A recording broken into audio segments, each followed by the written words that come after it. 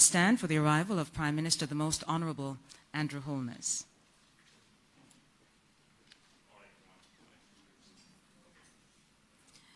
And again, we apologize for the delay. Of course, you know, the agenda of a Prime Minister is very packed, and there was a previous engagement before. May I ask you to remain standing for the playing of the National Anthem?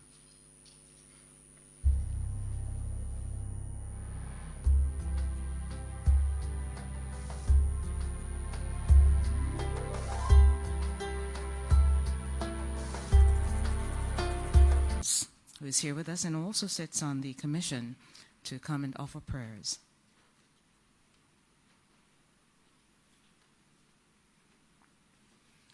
Good morning. Could you let us join in prayer, please? Our Father, we gather this morning in your name. We gather concerning this most important area of our national life, the sanctity of life, the prevention of violence, the building of peace, and the gifting of goodwill in our nation. We thank you, Lord, that it is you who have gathered us and has guided us to this point in the work of the Commission and in the unfolding of future engagements. We give ourselves to you today. We stand together, representative of our whole nation, and ask, Lord, for your guidance and for your special help to tackle a severe challenge among us, to find the path to peace, to build hope, and to give hope to our nation.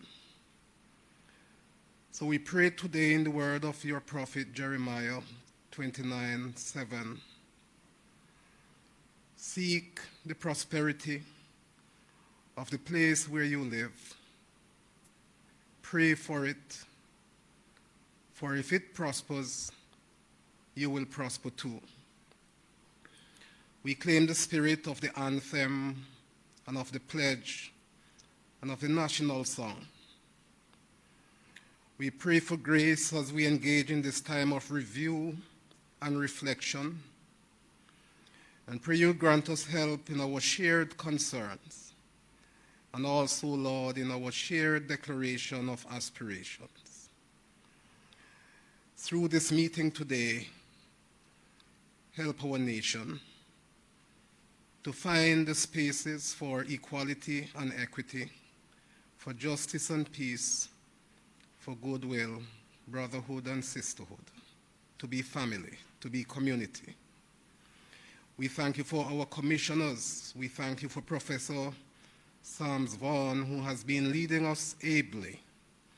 We thank you for the validation that today will bring, and ask you now to bless this ceremony and all of its details. Through the name of Jesus Christ, our Lord, we pray. Amen. Ladies and gentlemen gathered here, you may be seated. And, you know, as an exclamation mark to Reverend Jones's prayer, I recalled the Bible also says, seek peace and pursue it. And so this morning we are here gathered just to do that. So this really is the first public presentation of the National Violence Prevention, or let me say it right, because so many people have so many derivatives. It's the National Commission on Violence Prevention, a safe, civil, and violence-free society. Good morning to you and welcome to the banquet hall here at Jamaica House. My name is Naomi Francis, and I'll guide you through our proceedings this morning. And let me tell you as well who is here with us.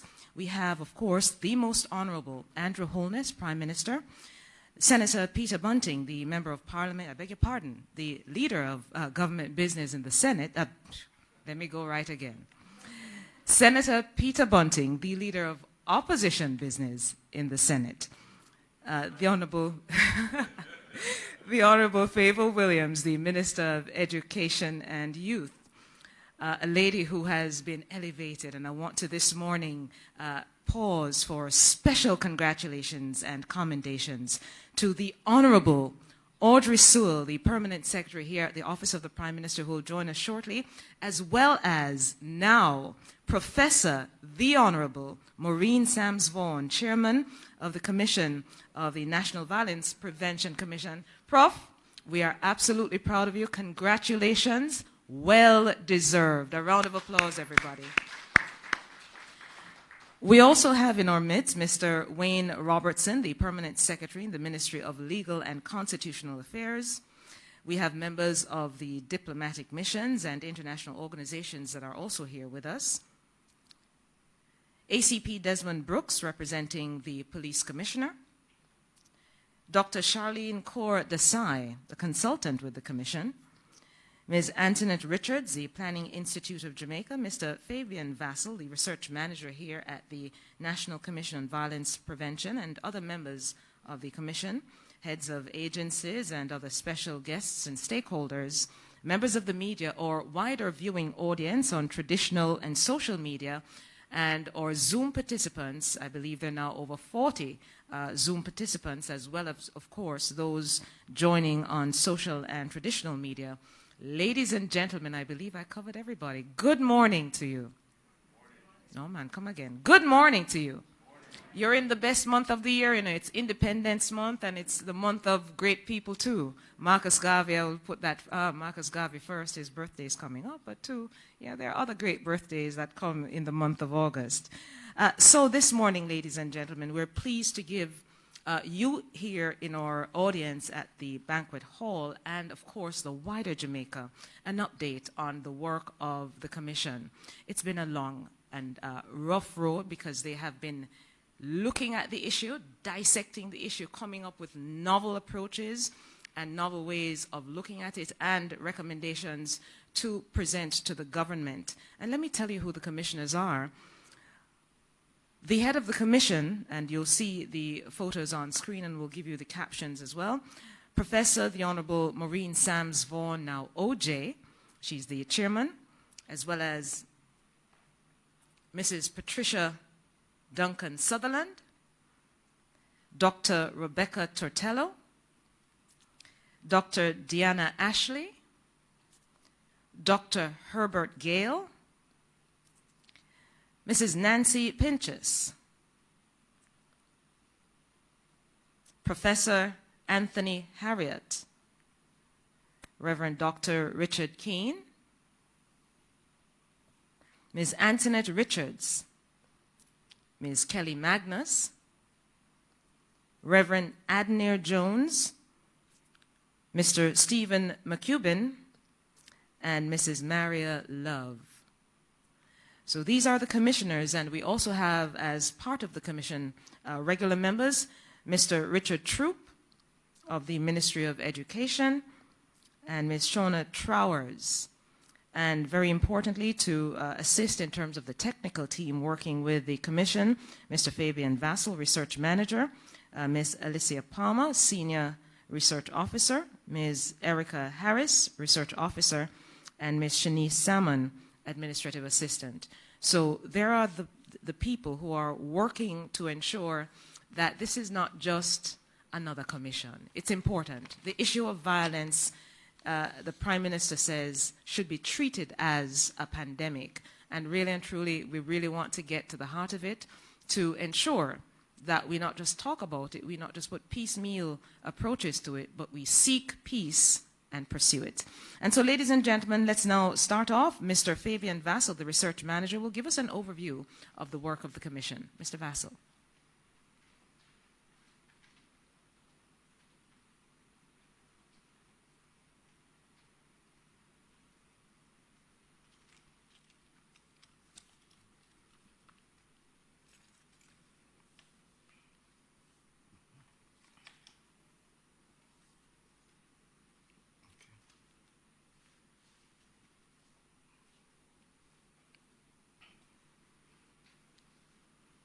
Thank you, Madam Master of Ceremonies, Ms. Naomi Francis, the Most Honorable Andrew Holness, Prime Minister of Jamaica, Senator Peter Bunting, representing the Leader of Opposition, Honorable Fayvel Williams, Minister of Education and Youth, the Honorable Audrey Sewell, Permanent Secretary, Office of the Prime Minister, Mr. Wayne Robertson, Permanent Secretary, Minister of Legal and Constitutional Affairs,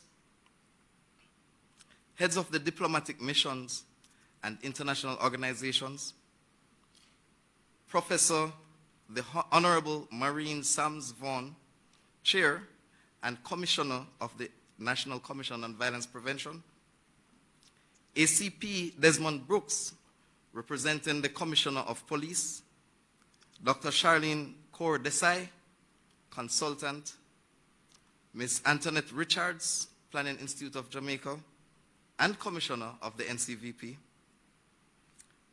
heads of public agencies, and other special guests and stakeholders, members of the media, ladies and gentlemen, it gives me great pleasure to be standing here to give you an overview of the Ncvp.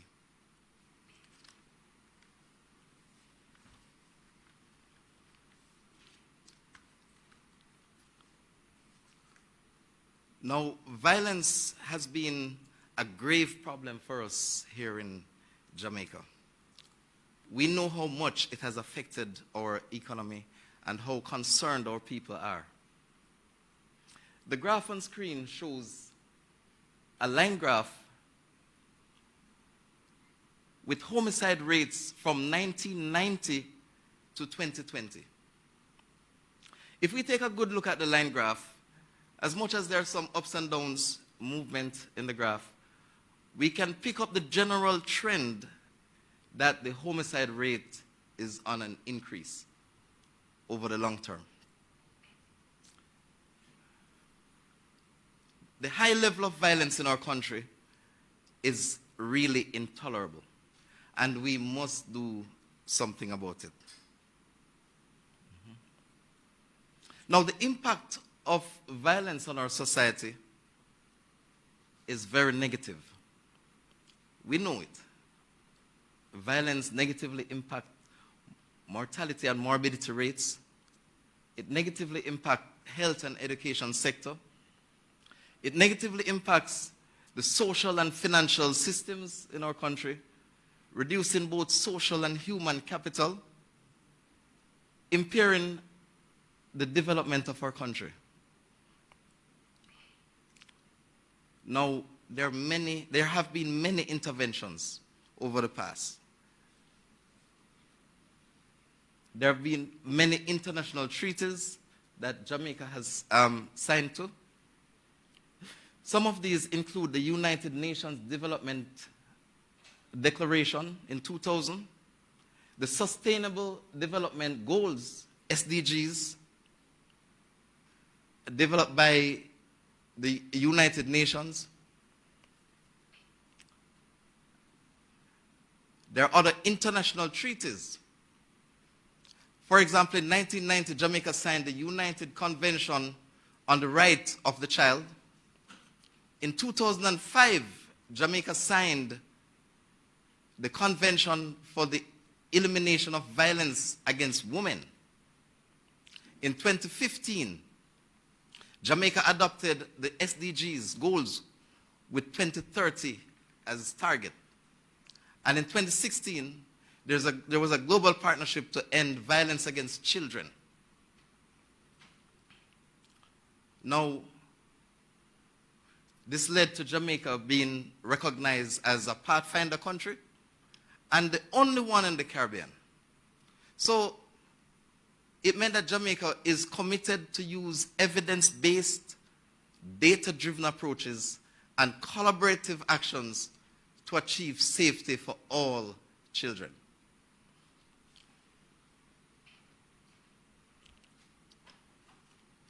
Now, other interventions over the past include the Citizen Security and Justice Program, CSJP, Behavior Modification Initiative, Child and Adolescents Abuse Mitigation Program, Integrated Community Development Program. So there have been many programs and interventions. We have some national policies and plans that were put forward. For example, Vision 2020 had some objectives that were geared towards violence prevention. The Independent Commission of Investigation was formed. The Major Organized Crime and Anti-Corruption Agency was also formed. There were law reforms.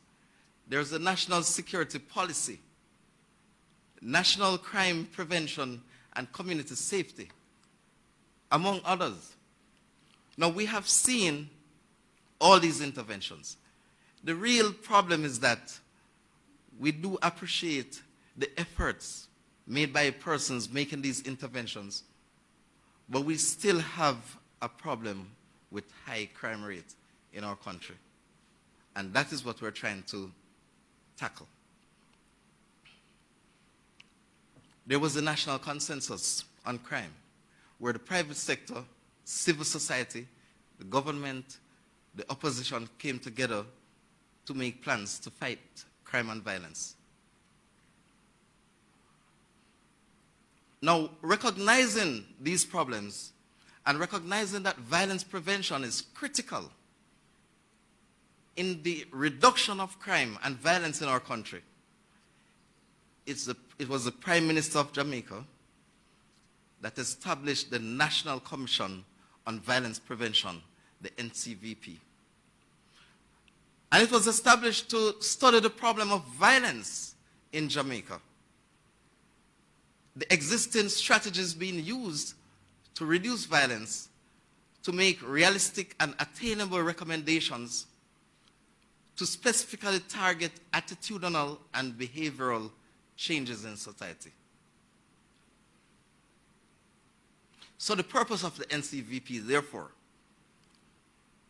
is to document the many initiatives related to violence prevention, behavioral and cultural change, to review the government of Jamaica's strategy and plans, and to formulate and make recommendations to the government of Jamaica. The Ncvp has taken on the public health approach to violence prevention, as set out by the World Health Organization. Now, with the public health approach, there are 3 levels of prevention. There's primary prevention, secondary, and tertiary.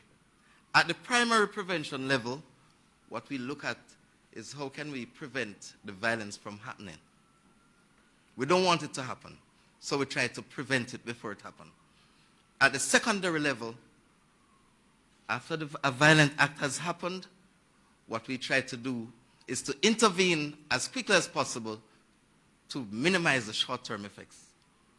At the tertiary level, well, if a violent act has happened, we try to intervene to minimize the long-term effects. The Ncvp also adopted the ecological model for understanding violence.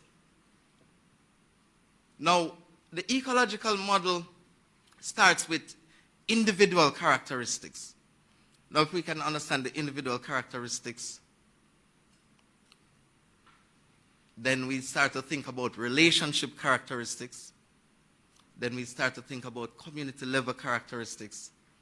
And then eventually societal level characteristics. If we can take these different approaches, then we can significantly impact violence prevention. Now, the scope of work for the Ncvp.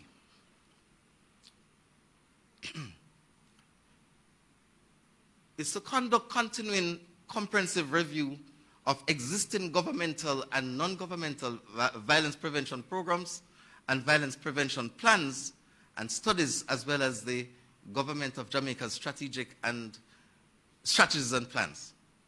We want to identify gaps in the prevention and intervention services and to make recommendations with respect to violence prevention, interventions, and intervention programs. We want to also advise on framework to collect and integrate data towards violence prevention.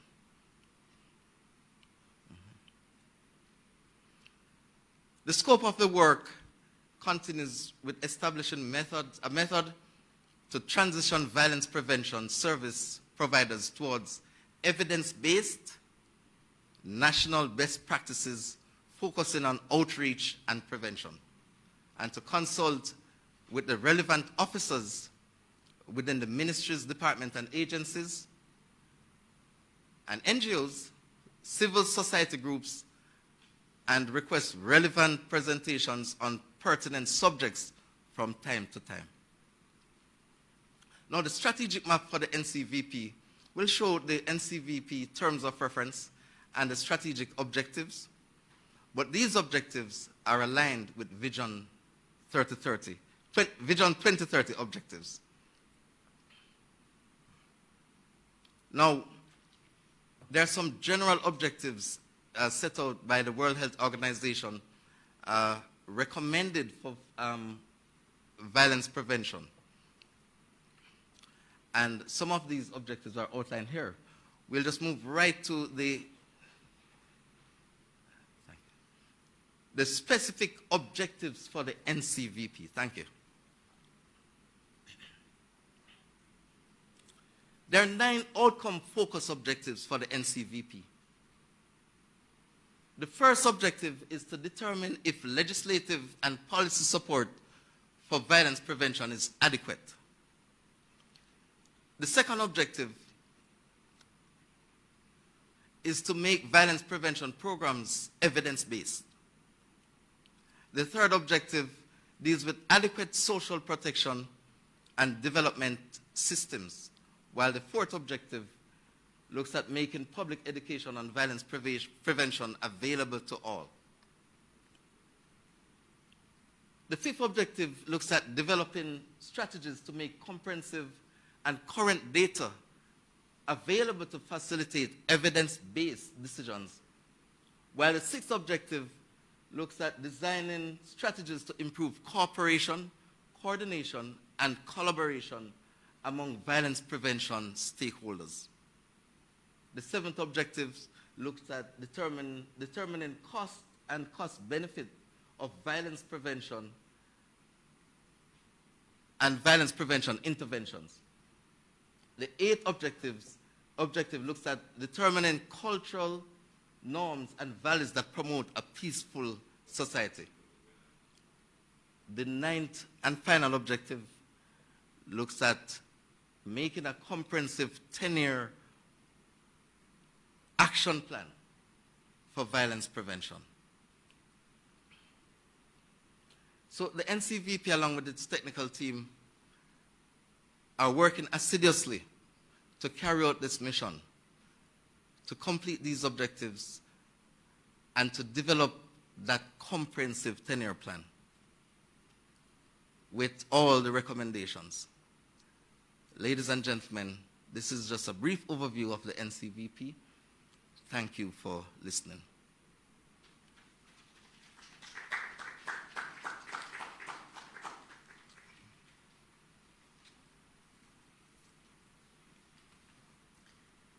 Thank you, Mr. Vassell, for your comprehensive overview of the work of the National Commission on Violence Prevention. Some people turn it around and say National Violence Prevention Commission. It's really the National Commission on Violence Prevention.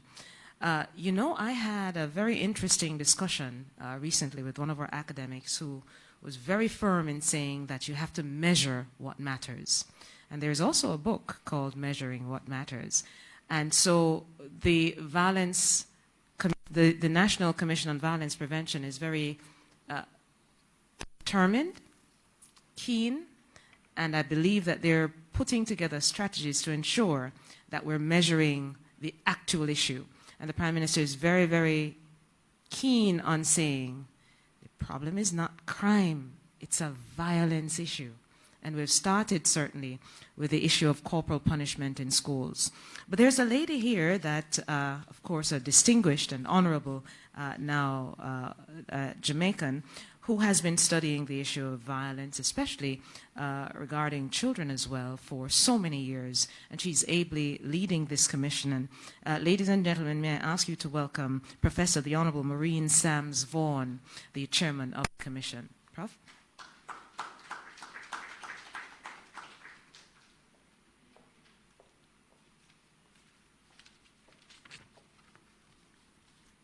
Thank you, Naomi, for that introduction. Most Honorable Andrew Holness, Prime Minister of Jamaica, Senator Peter Bunting, Leader of the Opposition, Honorable Favour Williams, Minister of Education and Youth, Mr. Wayne Robertson, Permanent Secretary, heads of diplomatic missions and international organizations, some of whom may be joining us online, ACP Desmond Brooks, representing the Commissioner of Police, Dr. Core Desai, consultant, commissioners, some of whom are representing agencies, heads of public agencies, other special groups and stakeholders, members of the media, ladies and gentlemen. It is my honor to stand before you today to present, on behalf of commissioners, some of the work that we have put together over the last few years. We have, of course, we started just before the onset of the COVID-19 pandemic, so we were somewhat impacted by this. But we thought it was important for us to just present some of what we have been doing, and so that the country can get an idea of some of our approaches.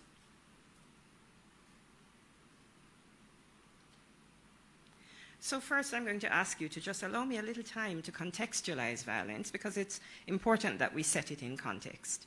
I am then going to look at the public health approach to violence, and in this, I'm going to mix some of the international research, because we do have some research gaps, and so we do have to depend on some of the international work, and then to look at what is closer to us in the regional and national research. So first, my contextualization is about how the world recognized violence as a problem. So let's start. In the 1920s, you know, the first time that violence was actually measured was during a census. And that was a census in the United States, and they were only just numbering the prisoners. And somebody decided to find out what the prisoners were in there for. And then from that, the measurement of violence started. Homicide has been measured for a long time. It has been measured from the 1800s, initially from police and judicial statistics, and later when the medical profession grew, from mortality statistics. In the mid-19th century, infectious diseases fell as an important cause of death, primarily due to the discovery of antibiotics. And for the first time, violence started appearing among the top 15 causes of death in the United States and other high-income countries. Next slide. And here we see, this is just a graph to show you how long we've been measuring homicide rates, and that homicide rates have been trending downwards in high-income countries for a long time, from the 1800s. And that has to do with the development of structures and systems, and just general development of society, schools, you know, health centers. These things are still important now for violence prevention, I must say. Next. Violence became a social and health concern in 1948. The World Health Organization had defined violence as a state of health as a state of complete physical, mental, and social well-being. There's an error on that slide. In 1962, a public health specialist stated that the World Health Organization needed to do something about this, because violence does not extend life, and it does not lead to a complete state of well-being. But it was a public health problem, and it should not be the primary domain of lawyers, military personnel, and politicians. That led to research in violence in all disciplines increasing rapidly from the 1970s. Countries now started developing activities related to violence prevention, but their activities were primarily data collection and services after violence had occurred. The number of civil society organizations then started growing. And this is the importance of civil society, because civil society then made sure that when meetings were occurring, that meetings had an impact, had to present violence as a concern. So before the World Health Assembly, there were a number of international meetings that had included violence prevention, conferences on population and development, World Summit for Social Development, Fourth World Conference on Women, International Conference on Injury Prevention and Control. All of that happened before the World Health Assembly declared violence as a public health problem. So you can see what happens when communities get together and decide that something is a social problem, and then that drives what actually happens. So I say this to our civil society organizations: keep on doing what you're doing.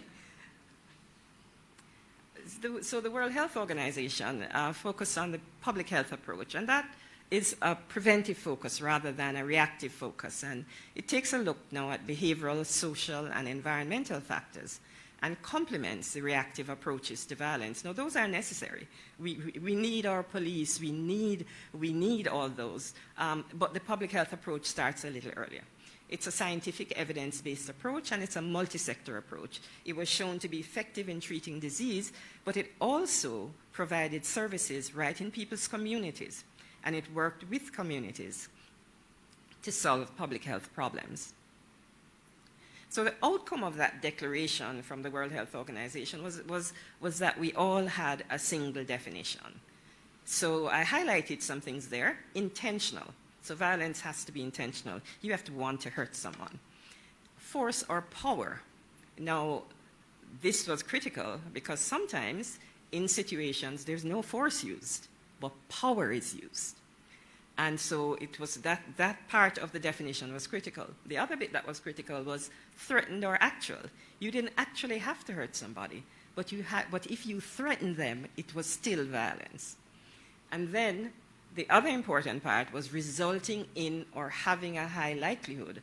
So again, you didn't actually have to injure somebody, but what you did could cause them to have a problem.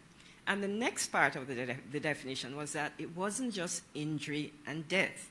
We now recognize the importance of psychological harm, maldevelopment, or deprivation. So that definition has within it, it's chock-a-block with very powerful things that were carefully included. It also ended up with us having a classification that included all forms of violence, not only those recorded by the police as crimes. So I'm just going to show you this. I'm not going to go through it, just to say that the three forms of violence are the self-inflicted, the interpersonal, and the collective violence. And you will see that the nature of violence, we have the physical, the sexual, the psychological, and the deprivation or neglect. The National Commission on Violence Prevention has not, at this point, addressed self-inflicted violence. Next slide. So let's see how we've been doing. I've set the stage for the importance of the public health approach.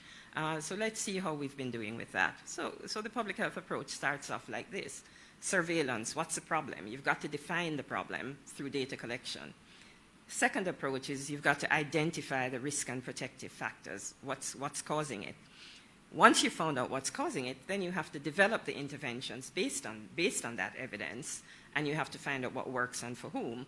And some interventions are not going to work, and that's the importance of evaluating them. And then once you've found the ones that work, the next step is to implement them and scale up effective policy and programs. So let's see how we've been doing. So what is the problem? So, we have a lot of systems in Jamaica that provide us with data. So there's the administrative data that comes from the Government of Jamaica data sources. The crime data comes from the JCF, but we also have consistent reporting of child protection data as collected by the National Children's Registry. There's a lot of other administrative data. There's a court system, there's the correctional system. There's a lot of other information about crime and violence, but I'm not going to go into all of that today. The next major source of information is the Jamaica Injury Surveillance System, and this comes out of our hospitals, and I'm going to speak a little bit more about those. Then we have the periodic surveys, the National Crime Victimization Survey and the Latin America Public Opinion Survey. And so those are large household surveys. And then we have the other surveys, which are special interests, sometimes done by academia, sometimes by our international development partners, civil society, ministries, departments, and agencies, and others. They often provide information on violence categories that are not reported to the police or to hospitals, but are important. So the JCF has these 7 serious crimes, the 7 reported serious crimes, and then the 5 major or violent crimes. We're going to focus on the violent crimes. And so this is, the data that comes out of the JCF, data that we have going from, that's 2002 to 2021, and you can see that there was a period there when break-ins and robbery were among the highest peaks, and you can see the blue line there, which we've seen earlier, which is the homicide rate. Now, this graph is a graph of pure numbers, and we do know that rates are absolutely important. So the next slide shows us the one you've seen before. Mr. Vassell presented our homicide rates, which then give us an indication per population. And as he said earlier, we can see that there has been an inching up from in the 1990s and likely before. Next. When we look at the cases that are reported to the National Children's Registry, these are now child protection cases. And you can see that the child protection system started reporting on cases in 2007. And so we expected an increase in cases because the system was just evolving. So we expected that increase. And we can see that we had a peak up into 2015 to 2016. And then we started having a fall. And you can see the fall that happened in 2020. And of course, we know that that's not a fall due to a fall in cases, but that's a fall due to children not having access to reporting systems due to the pandemic. This, in a lot of countries, reporting increases during that period, and this is why it's so important to have your own data. But the child protection agencies all said, look, we're not seeing the kids, and this was a concern. We're actually happy to see that little uptick. Even though we don't want to know that our children have child protection problems, we actually want to know that they can get the help that they need. The Jamaica Injury Surveillance System was established, first started in 1999. I think it's got going really in 2002. It collects data from 9 of 23 public hospitals. These are all major hospitals, but it does not include the University Hospital of the West Indies. It's a subset of the patient administration system, so it's done by recording clerks initially, and it's reviewed, and it utilizes a structured World Health Organization injury surveillance system. So it collects information on accidental and unintentional injuries, violence-related injuries, suicide attempts, and motor vehicle accidents, and then that data is sent centrally to the Ministry of Health. When we look at what is collected from the injury surveillance system, it does not report on homicides, but it does report on gunshots, some of which may become homicides, but it does report on them when they enter the hospital system as gunshot wounds. And if you look at the numbers there in terms of physical assault, that number is considerably greater than what is reported to the police, because not every physical assault gets reported. And this is why it's so important for us to have different data systems so that we can get a comprehensive understanding of what violence is in our country, because unless we understand it fully, we won't be able to manage it. The Jamaica National Crime Victimization Study, it's been done over a number of years. The 2019 study was the 5th one. And what happens when we have periodic surveys like that is that we can then follow trends and see what's happening.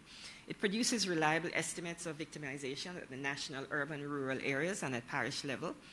A large enough sample, 4,500 participants, 16 years and older. It reports on a number of different things, and this particular one actually reported on public opinion on the CSJP, one of the flagship intervention programs. There is so much data from this, but I focus particularly on the data related to violence, but there is a tremendous amount of information available here. So again, what this is getting at now is the personal. So it gets some of our violence and aggression doesn't get to hospital. Some of it doesn't get reported, some of it doesn't get to hospital, and some of it occurs and it stays with us. And so you can see that in the past 3 years, almost 20% of the population reported physical assault and injuries.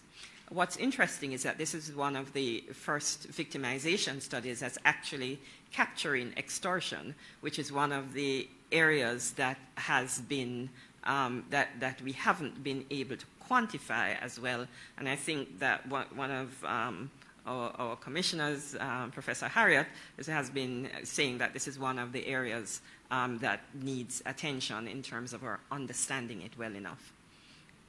Next slide. The Latin America Public Opinion Survey in 2021 was the 9th survey. And again, it's, we can look at what is happening in trends. This had a sample size of about 3,000. And this data was collected post-COVID-19 as compared to the other data. And again, this collects a lot of data on corruption, on politics, and all that kind of thing, which is important in understanding what is happening in our population. Again, a tremendous amount of information. I focus today on intimate partner violence. And here we see the gender-based violence survey. And 2 questions. Does a man have a right to use violence? And we can see that the majority of our population either strongly disagree or disagree. But let's look at what happens below that. Domestic violence is a private matter. Okay, and how many cases of domestic violence? Well, the term has changed now to intimate partner violence, where it's violence between previous or current partners. But you can see where our problem lies. That a lot of this is not getting reported because it is considered a private matter. So this data gets to some of our cultural norms, right, that we're not going to get from the hospital data or that we're not going to get from the crime data. So survey data is actually very critical to our understanding of crime and violence. And then we have some special interest surveys, a multiple indicator cluster survey done by UNICEF, Women and Children, UN Women, Gender-Based Violence, National Birth Cohort Studies on Child Development, and the CPFSA has done a study on bullying. And I focused on the larger studies here, but there are multiple smaller surveys done by academia that also gives us an insight into what is happening in our country. So I'm just going to report on a few of these, and because the mix is done in countries across the world, we can actually be compared not only to our Caribbean neighbors, but across the world. This one here shows us in relation to our Caribbean neighbors, and this shows us the difference between boys and girls. Here it shows where we are in terms of violent discipline, even within the Caribbean. We are standing out there, even within the Caribbean, with very high rates of violent discipline. And violent discipline includes both physical discipline and emotional. It's one of the things that we're not paying enough attention to with young children is psychological violence. And in the social norm study that was one of our commissioners, Commissioner Ashley, had a lot to do with, the children there were actually more concerned about psychological violence than they were about physical discipline. And we have another smaller study where university students were asked about their experiences as children in school, and they all reported on the things that were said to them in school, more so than the physical discipline. So this is another area that we have to capture and capture well so that we can address it. So birth cohort studies are important because they start with children at their birth. And so we can get information on violence against children in the very, very early years. So the first graph is children 9 to 12 months. And I want you to look at how many of our children are being shouted at, slapped, pinched, and shaken. 9 to 12 months. The other thing that's important here is, again, a culture of tolerance, because this information is not coming from the children. This information is coming from the parents, who report to us exactly what they're doing. We appreciate their honesty because it tells us what we have to address. And so I've come from the crime and violence right down to in people's homes, right? So many times all we hear in the media is homicide rates, when crime and violence is a much more pervasive thing that is in our society and that needs the kind of attention.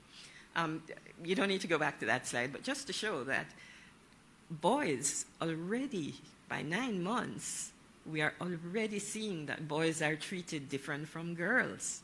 And so this is another important aspect that we have to address, the gender-based, how the gender-based approaches to violence. When we look at intimate partner violence, another thing that's not reported as well as I showed earlier, we see that about a quarter of our women report lifetime physical or sexual violence, and economic violence, not so much economic violence, but look at emotional violence again. Emotional violence is higher than physical violence. And again, it speaks to us about how we interact with each other and the areas that we need to address. So now we come to some newer methods of data analysis. Geomapping has allowed community-level analysis of crime and violence and combines established community boundaries with social data and crime and violence data. The PIOJ has identified 830 communities. Crime and violence data has been available by communities since 2001. We analyzed the mean major crimes for the population, and we identified communities as having no major crimes below average, and major crimes at or above average. And I could never do this without the help of my good friends at the Mona Geoinformatics Institute. So I want you to look at that map. And so the green areas are communities that have had no major crimes between 2015 and 2021. The yellow are communities that have had between 1 and 29 major crimes between 2015 and 2021. So they are having crimes, but they are below the mean. And then the red areas are those that are having crimes, major crimes, above the mean. So you can see the mapping of our country, but because we have social data, we are actually able to look a little more closely. So I'm presenting to you just some preliminary information.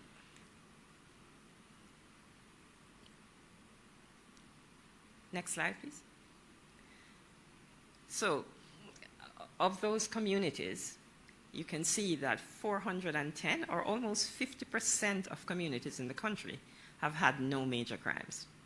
That's huge. We go about from day to day, and we think that every corner of this country, because we get bombarded with it, and we think that every corner of the country is having these major crimes. However, I also want to point out to you that in those communities that have no crimes, only 22% of the population live. So more than 2/3, we're talking about nearly 80% of our population lives in communities where there is trauma.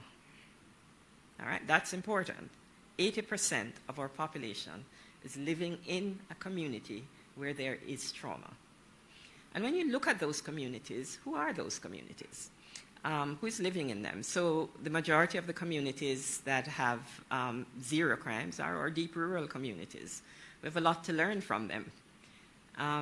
But if you look at poverty, you will see that as it's commonly associated with deep rural communities, they have the highest proportion of poverty. And they also, those communities and the communities with low levels have also lower levels of mean unemployment. Next slide. So I've presented just a snippet of the data that we have that has to be gone through. Much is available on incidence and prevalence. Combining the data and using geomapping analysis holds promise for us to be able to focus our interventions very well, and we'll come to this in a minute. But you know, we have variations in definitions across data collection systems. We do have some data gaps. I mentioned extortion. Child abuse, we really have primarily reported data. This is not unique to Jamaica. This happens all over. Child abuse is data that's difficult to get, except retrospectively. Some of the data is not current, so we have these periodic surveys, and some of the data is not collected consistently. This data is not available in any one place. There is no central source of data. And the data, therefore, is not being analyzed in an integrated way.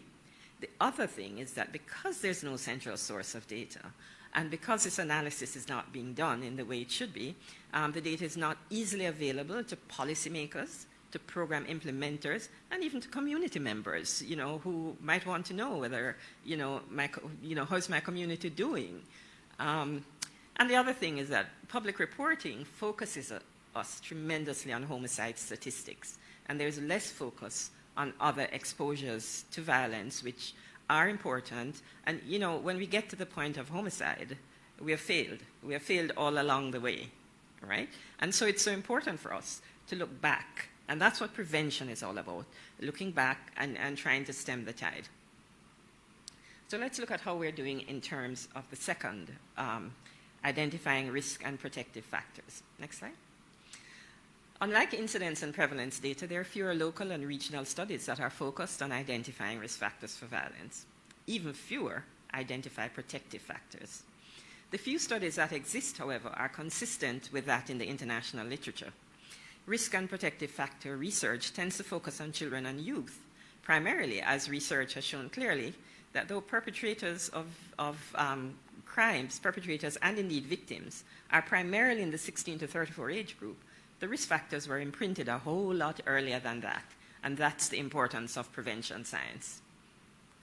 So I've selected a few studies, and the importance of looking at these studies is to see how consistent the risk factors are.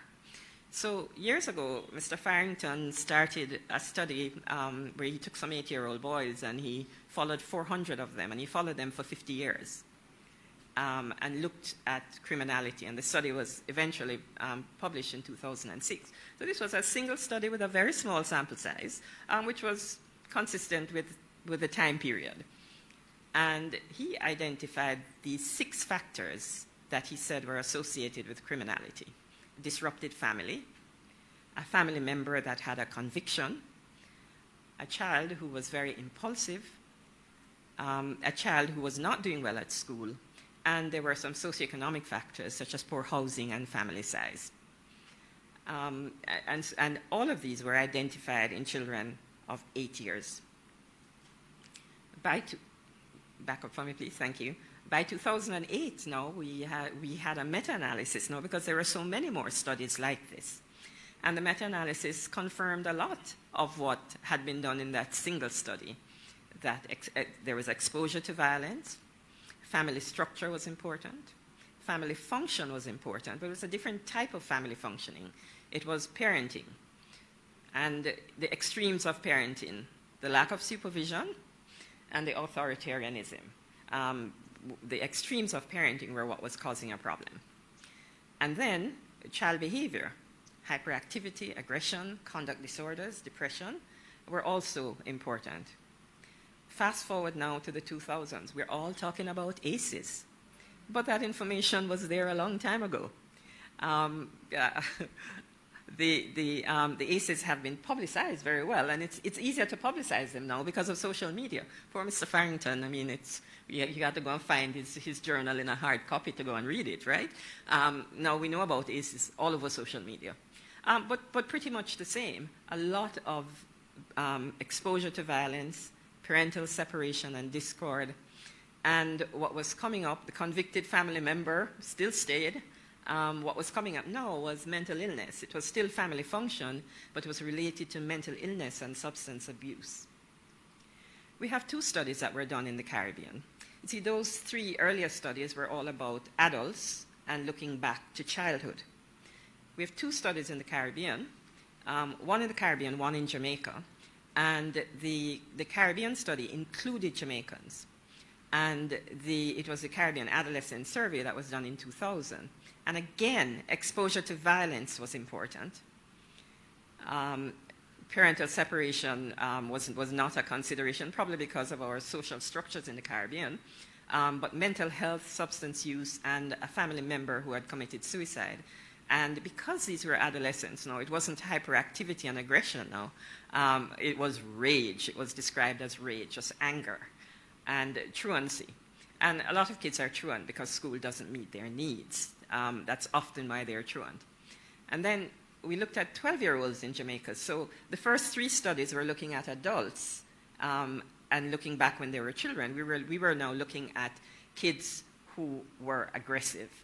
And again, exposure to violence, child shifting, family functioning, child behavior, drug use, suicidal thoughts, and low attainment.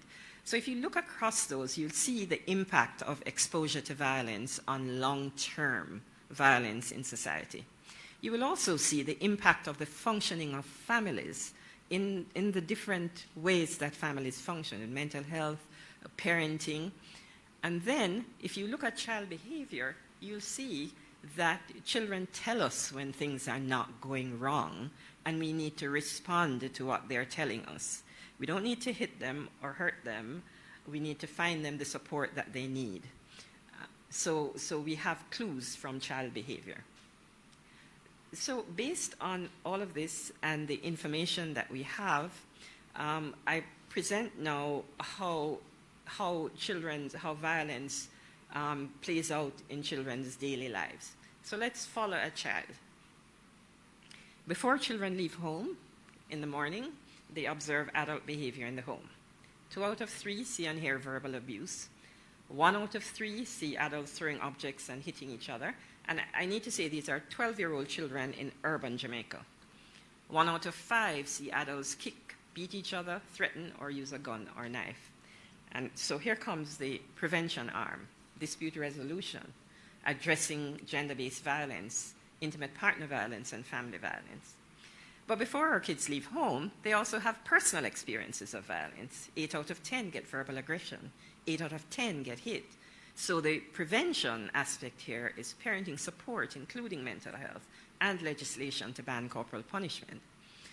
But all of these, and I put that at the bottom because all of this has to be based on public education that brings everybody together as to why we need to do these things, to discuss our harmful cultural norms, to discuss the impact of violence on children, and to discuss specific prevention mechanisms. And of course, public education is very different today. It's not just about writing something in a newspaper. Of course, there's social media, there's Instagram, there's everything. While they're walking in their communities, most children see fighting, stoning, police arresting others, see a dead body, see someone stabbed, see someone being robbed, see someone being shot. And 1 out of 100 children reported that they were shot at. So the prevention here that's jumping out is community dispute resolution, community policing, and one of those studies, surveys that were done said that persons in their community trusted the police in their community more than they trusted the rest of the police force. So here is a key, community policing. And of course, gang violence interruption, because a lot of what we see, as we're going to see later, is gang violence. At school, among their peers, 3 out of 10 get beaten up. 2 out of 10 get stoned and robbed. 1 out of every 10 gets stabbed. And stabbing is a cultural problem. It starts in school. And it starts with pencils. And then when you get the geometry set, yeah? So when we're seeing stabbing as a concern all the way up there, it starts all the way down. So the prevention aspects here are peer conflict resolution. At school in the classroom, 5 out of 10 receive verbal aggression. 7 out of 10 are hit. And one of the main reasons that, and this is children reporting, one of the main reasons that children report they're hit is because they're not able to learn. When children can't learn, there is a problem. And we need to fix the problem, not hit children. So the prevention here is teacher education and support, and again, legislation to ban corporal punishment. When they return to their communities, 4 out of 100 will watch the sexual assault of someone. 2 out of 100 will be victims of sexual assault. So here we have children who are being nullified to the impact of gender-based violence. So our prevention mechanisms here would be parenting support for child protection, child education on child protection, and again, legislative support. And the end point. When they lie in their beds at night, 4 out of 10 children will cry for the family member or the family friend that had been lost to murder. 1 out of 40 will have lost a father to murder.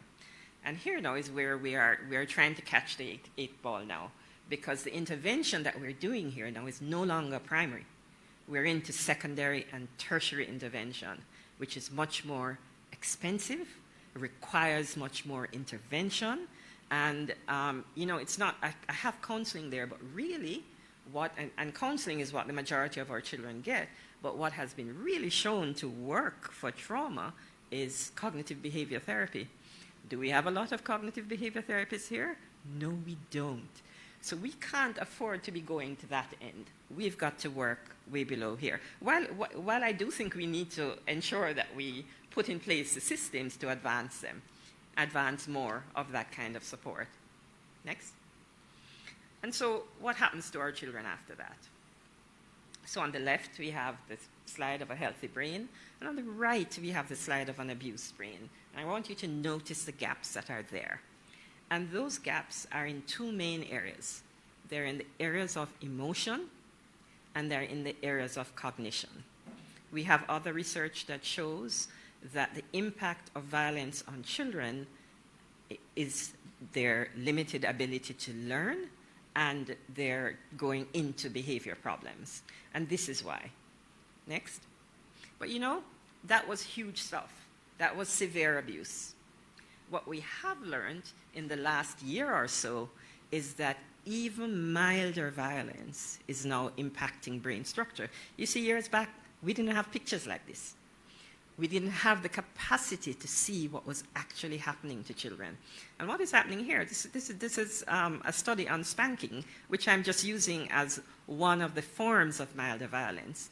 The prefrontal cortex, which is here, is 1/10 of your brain. And what it does is it organizes for you. It plans. It's your memory. It's your attention. It's what regulates your emotion.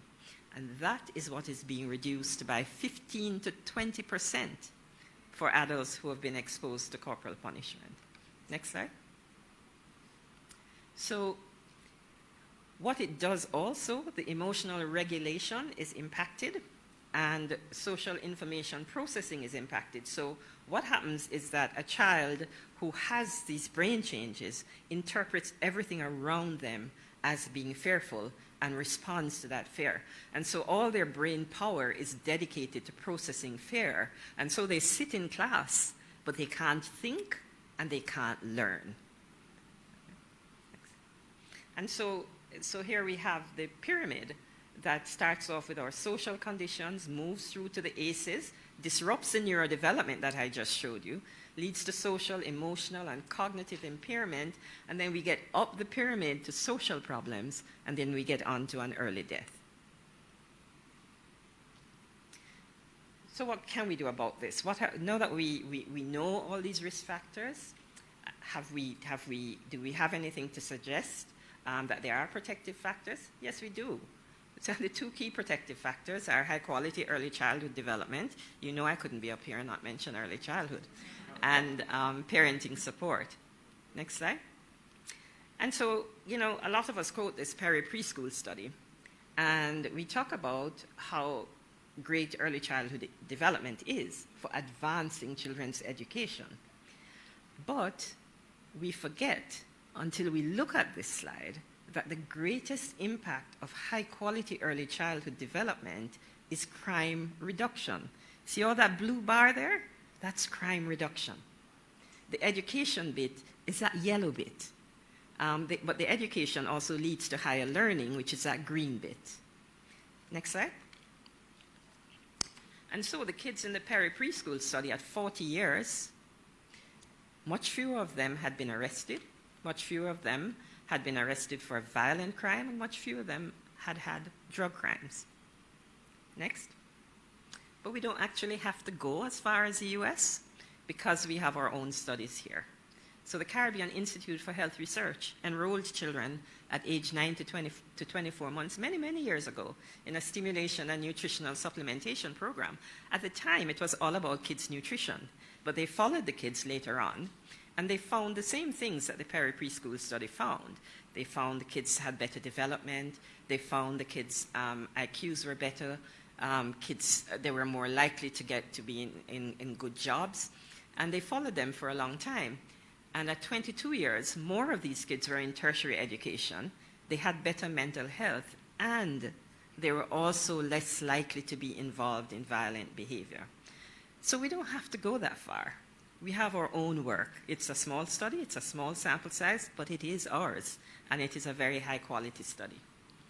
In terms of protective factors, the other protective factors for older children are connectedness from the Caribbean Adolescent Health Survey, engagement in extracurricular activities from the Jamaican Birth Cohort study, life skills training and positive parenting support from the Child Resiliency Program.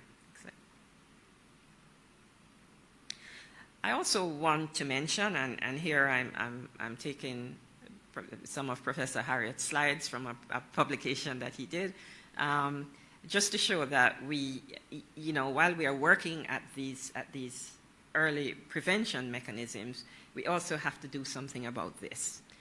Because gang interruption, if we look at our homicide rate, we will see that a lot of this is related to gang violence. And we can't get away from the homicide rate. It is a concern. So we have to address gang violence. So some of those early things are going to prevent kids going into gang violence. And our own commissioner, Dr. Herbert Gale, has said a lot about the impact of violence, especially in young boys, leading to them getting into these kinds of behaviors. Next slide. So we're on to the last bit, developing and evaluating interventions. What works and for whom? Well, there has been some research internationally, and the preventive things that work, I've mentioned them before, support for parents through home visiting, parent support, but these have been calculated to reduce offending. So parent support training reduces offending by 31%, a preschool program reduces offending by 35%, mentoring of young males reduces offending by 50 to 65%, school life skills programs reduce offending by 50 to 52%. I already mentioned cognitive behavioral training. Look at that impact. It's 80%, but it's not a primary prevention method. And parental multisystemic therapy, which involves supporting parents everywhere that they need support, does 63%. So those more intensive things are going to give you the greater impact, but those are going to be for a small sector of the society, whereas the preventive things have to be for a much larger population. And of course, there's law enforcement, hotspot policing, and drug courts. We also know what doesn't work. Boot camps for children, intensive supervision, harsh correctional treatments, and we also know what is downright damaging, scaring kids. Doesn't work. And having excessive juvenile convictions doesn't work. Next slide. So we then mapped our interventions on our major crimes by community. And this is very, very early work. We're not finished with this yet. Next slide. So we have 696 individual interventions that were done across communities in 2015 to 2021, and Dr. Cordesai is coming right after me to talk about interventions, the interventions that were done. We counted the individual interventions. So if a program had 20 different communities, it was counted 20 times because we were looking at the community level. Of 830 communities, 144, or 17.3%, had at least one intervention. There were 517 interventions in those 144 communities, an average of 3.6 per community, and they were of different types. Communities with no major crimes had a total of 94 interventions, accounting for 13.5% of all interventions.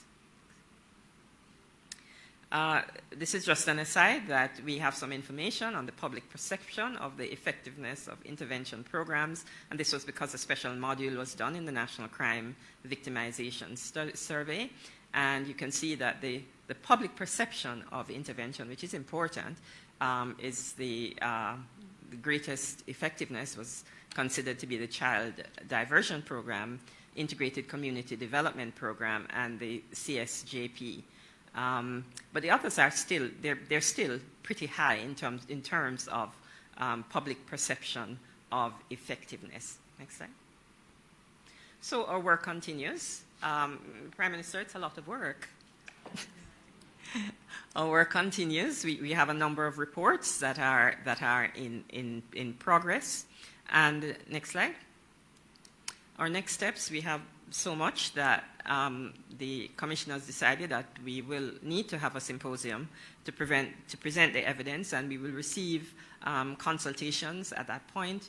And of course, the end point that I have to present to the Prime Minister on behalf of commissioners is the 10-year strategic plan. But you can see the elements that are emerging.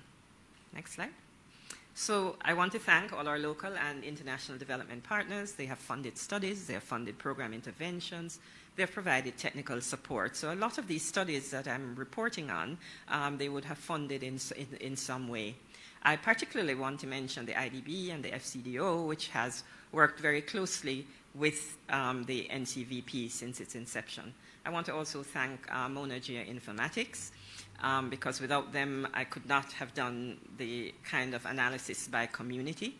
And I also want to thank the previous and current members of the technical team at the Ncvp. Some of the previous members are here, and I'm really happy that they are. And I also want to thank the Jamaica House Fellows who have contributed so much, particularly to the economic analysis and to the legal analysis. Thank you all for listening.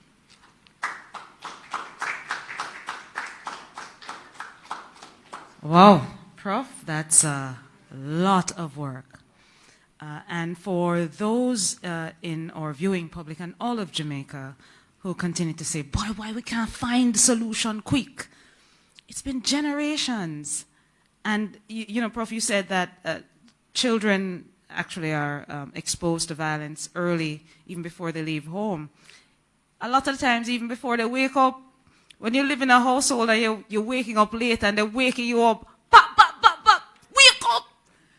That is tough. I mean, I sat there and I was just amazed at really and truly how much of a serious generational problem this is to get solutions to.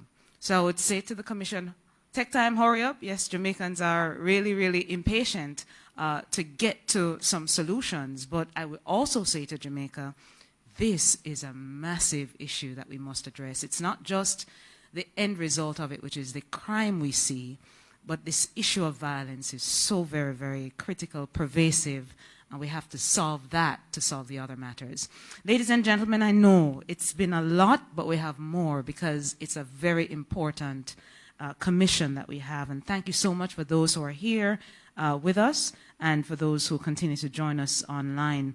May I then now invite Dr. Charlene Cordesai, very, very insightful researcher and individual too. She's done a lot of work. I know her personally, and I think that she really does understand the kind of research that is involved in this. May I just, from a matter of housekeeping perspective, the great thing about being the moderator is that I already set the stage for the protocols, so there really is no need to come back and say, you know, under the Prime Minister and the leader of the opposition's representative, and then we can go into certainly all of the research that we need to talk about. So, Dr. Desai.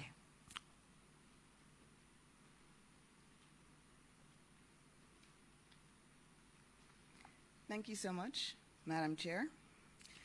The Most Honorable Andrew Holness, Prime Minister of Jamaica, Senator Peter Bunting, representing the leader of the opposition.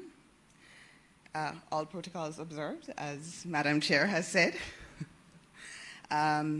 Thank you so much. It's an honor to be here to present this work that we have done for the National Commission on Violence Prevention. I want to acknowledge my co-researcher, who is Professor Nancy Guerra from the University of California. She couldn't be with us today, not here in person, which she would love. She loves Jamaica. She has done a lot of work in Jamaica over the years, but she can't join us online either. But I really do want to acknowledge her. She did a tremendous amount of work on this, and she's an expert on violence prevention in our region, in Latin America and the Caribbean. Also, it's always difficult to speak after Professor Samson. What a wonderful presentation, Prof. But I'm going to try. And today I'm going to be talking about the research and situation analysis that we did for the Commission on Violence Prevention. And we specifically focused on interventions. So next slide, please. Okay, what was our objective in this research? So the Commission really asked us to look at charting an evidence-based approach to violence prevention in order to help define and manage violence prevention in terms of what do we need to move forward. And there are really two goals here. We wanted to understand why serious rates of crime and violence in Jamaica have remained stable, relatively stable, as we've seen from all of the previous presentations. And it's also quite high for the region, right? In spite of the numerous prevention and reduction programs that we have implemented over the years. But also we want to determine a clear path forward to effect meaningful and substantial change. So how did we go about doing this? The first thing is we wanted to review, I'm so sorry, I don't wonder if these glasses are working. I'm going to be looking at my paper a lot, everyone. Please excuse me. It's hard to see the slides from here. So we wanted to review and synthesize the key literature on violence prevention, not only in Jamaica, but also regionally and internationally. So we did this by conducting a systematic review of documents and reports of programs aimed at reducing violence, including but not limited to the reduction of antisocial behavior in children and juveniles, intimate partner violence, prisoner reoffending, community social norms justifying violence, as Prof has highlighted several of these. And we really wanted to focus, and we were asked by the Commission to focus on a specific time period, which was the last 5 years, right? And we started this work in 2020. We also conducted interviews with many of you in this room and online, I'm sure. So we looked at talking to key stakeholders responsible for coordinating governmental and non-governmental work on violence prevention in Jamaica, including our international organizations who are helping to support a lot of this work. We were asked to create a database with key information on projects implemented between 2015 and 2020, aimed at reducing or preventing violence, and then to identify current trends in violence prevention in Jamaica for the reduction of violence, considering best practices at the international level, as well as the regulations and recommendations issued by specialized international organizations on this matter. So this is what we did. And we had to have some criteria. As you can imagine, there's so much out there on this. So many things could be considered violence prevention. Prof looked at, things that are happening in early childhood. And so we really had to decide what can we manage to look at in a reasonable time frame. So strategies aimed at violence prevention include a wide variety of approaches, such as creating better schools, increasing levels of employment, improving public spaces. But given the focus of this research, all of the interventions and strategies that may contribute to violence prevention could not be included, as I mentioned. So we specifically looked at programs that had identifiable target beneficiaries or had specific violence or violence-related outcomes. These included parenting and early childhood interventions. We couldn't leave it out, right, Prof? After school and youth engagement, vocational and job training initiatives, and community safety and justice programs. However, we were not able to look at things like public education campaigns, conditional cash transfers, law enforcement reform, and we know Prof. Harriet has done a lot of work on that, and legislation. We just couldn't manage it in this particular scope of this particular research. So programs were only included if they targeted individuals 0 to 29 and were delivered in the last 5 years. So we focused on the most salient risk and protective factors and context linked with intervention, implementation, and service delivery for these 3 distinct age groups that you see on the slide. So for 0 to 7, we really focused on family-based interventions, such as home visitation programs to improve parenting skills and family functioning. For the childhood period, we looked at school-based and after-school programs that included things like remedial education, teacher training, school climate improvement, and after-school programs to build resiliency. And for the youth category, we focused on vocational skills and employment-based programs for out-of-school and/or incarcerated youth. Next slide. So, in terms of the method, we requested reports and evaluations from relevant organizations. We also reviewed archival data from multilaterals under their program evaluation links on their websites. We also conducted a general literature research of relevant databases, and through this we were able to compile 120 documents to review. And they were organized by jurisdiction, so local, regional, or international, and by prevention level. As we said, we've been using a kind of public health model, so we looked at primary prevention, tertiary, and secondary prevention programs. And then we also made an attempt to organize programs by type, so whether it was parenting, child resilience, youth development, etc. We also conducted an initial online survey of stakeholders here in Jamaica, requesting any reports or information. We contacted about 104 government and non-government organizations to request information on their violence prevention activities in the last 5 years. And we also conducted key informant interviews and focus groups with some various stakeholders. And there were a wide range of people that we tried to talk to and organizations that we tried to talk to. So this is what we found. Next slide.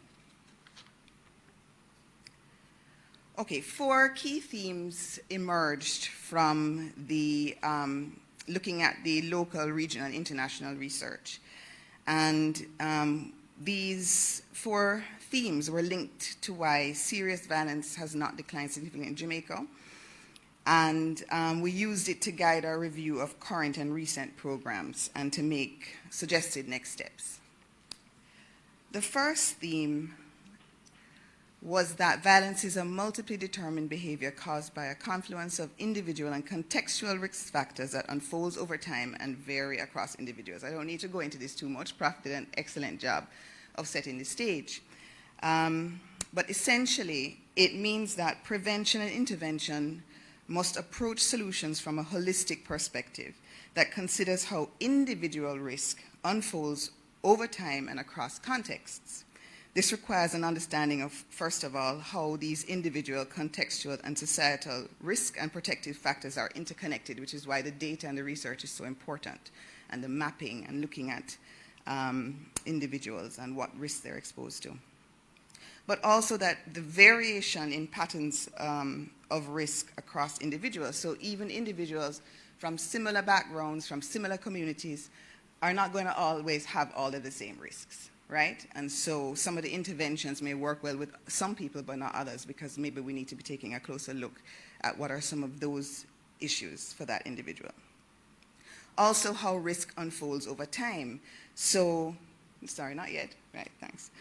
Also, how risk unfolds over time. So we look at early childhood to middle childhood to adolescence. There are going to be different risk factors at play. And so we need to maybe take a lifespan approach as well.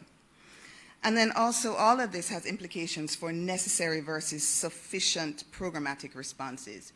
And so programs simply may be necessary but not sufficient if they do not target the critical individual and contextual risk factors across development. So something may be necessary, to work in the sense that we need skills training, right? We need skills training. But skills training on its own is not going to be sufficient if there are not opportunities for us to assist young people in getting gainful employment and so forth. So we have to also think about those issues as well. Next slide. The second key theme that emerged, and it will not be a surprise to anyone here, is that programs and policies must be coordinated and integrated at the local, regional, national, and transnational level in Jamaica. So a central theme was a lack of coordination among violence prevention actors in Jamaica. And an analogy that we use in the report is that if you think about it visually like building a house, imagine that you have a list of tradespeople and you have several different people randomly pick the trades that are going to build your house. And you also make it possible for people to pick more than one trade.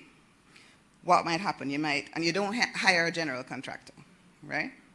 So there's no one coordinating this building process. You may end up with 3 plumbers, no electrician. The roofers may come before you're putting up the walls. And at the end of the day, you can't live in this house, right? And there's no clear blueprint for what you need to complete this project. And this is how we can sort of see the state of violence prevention in Jamaica as it currently stands. Because many people that we spoke to and many of the reports that we looked at reiterated that one of the main challenges that we have is this lack of coordination. It's a major obstacle to violence prevention in Jamaica, right? We need someone to oversee everything that's going on, because this lack of coordination can take many forms.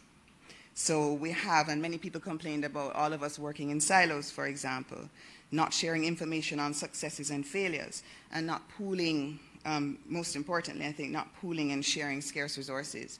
And so there really needs to be this overarching coordination. It really came very strongly from everybody that we talked to and all the research that we consulted. Next slide. Okay. It has been said before, but a lot of the serious violence that we have, I mean, violence is a general problem in Jamaica, but a lot of the serious violence is driven by a small subset of the population. So efforts to reduce violence in the short term must target the highest risk offenders in the highest risk communities, while also establishing long-term strategies for prevention. So in Jamaica and worldwide, we know that violence rates are largely driven by males in the 18 to 35 category with poor academic and employment skills. We already know that many of these young people live in communities with high levels of violence, fueled by gang activity, easy access to weapons. I mean, we know a lot of the challenges. And the data clearly indicates that any effort to bring about any immediate reduction in serious violence has to begin with targeting these groups. However, we also need to stem the tide, as Professor Sanzwan was saying in her presentation, and it came out very strongly in what she's saying. We have to deal with the current generation of high-impact offenders through tertiary prevention and crime control strategies, but we cannot ignore it's imperative that we simultaneously prevent the next generation from developing through focused and integrated prevention efforts. And that is where the primary and secondary prevention programming comes in. Next slide. Okay, this is also coming out very strongly in Professor Sanzwan's presentation and in others, that we have to clearly articulate barriers to program implementation and set realistic expectations that build on the available evidence-based and enhance local capacity. One of the wonderful things about the National Commission on Violence Prevention is that it is data-driven, it is evidence-based. It wants to really ensure that we're implementing, we have a strategy and that we're implementing programs and interventions that really take into account what we know and what works, right? And we can't do that until we get a better handle on monitoring and evaluation in Jamaica and learn from this. And this is not only a Jamaican problem. In fact, when we looked at the research, the lack of comprehensive evaluations in Jamaica is not unique. In a study of over 1,300 discrete security and violence prevention programs in Latin America and the Caribbean, less than 7% had any type of experimental or quasi-experimental or even general impact evaluation. So the reality on the ground is that this is an issue, but it is extremely important, and we have to find a way through it. So, you know, a lot of it has to do with that.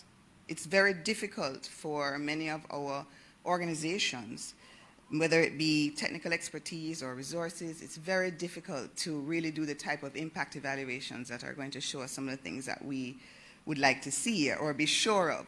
So we have to, I think, find alternatives, but we know, and it's a clear consensus from all the key informants, all the reports that we looked at, everyone we talked to spoke about the fact that monitoring, evaluation, and learning from youth prevention programs needs some strengthening, and that it's extremely important.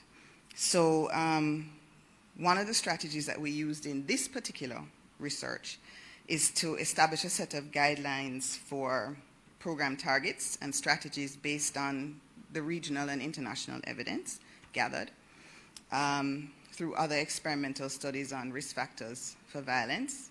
And what were some of the key programs, the key components that were effective for those programs. And then it's possible to review, right, our programs through the lens of those components to see if our programs also had those components which are effective. Next slide. So this is what we actually found from our inventory.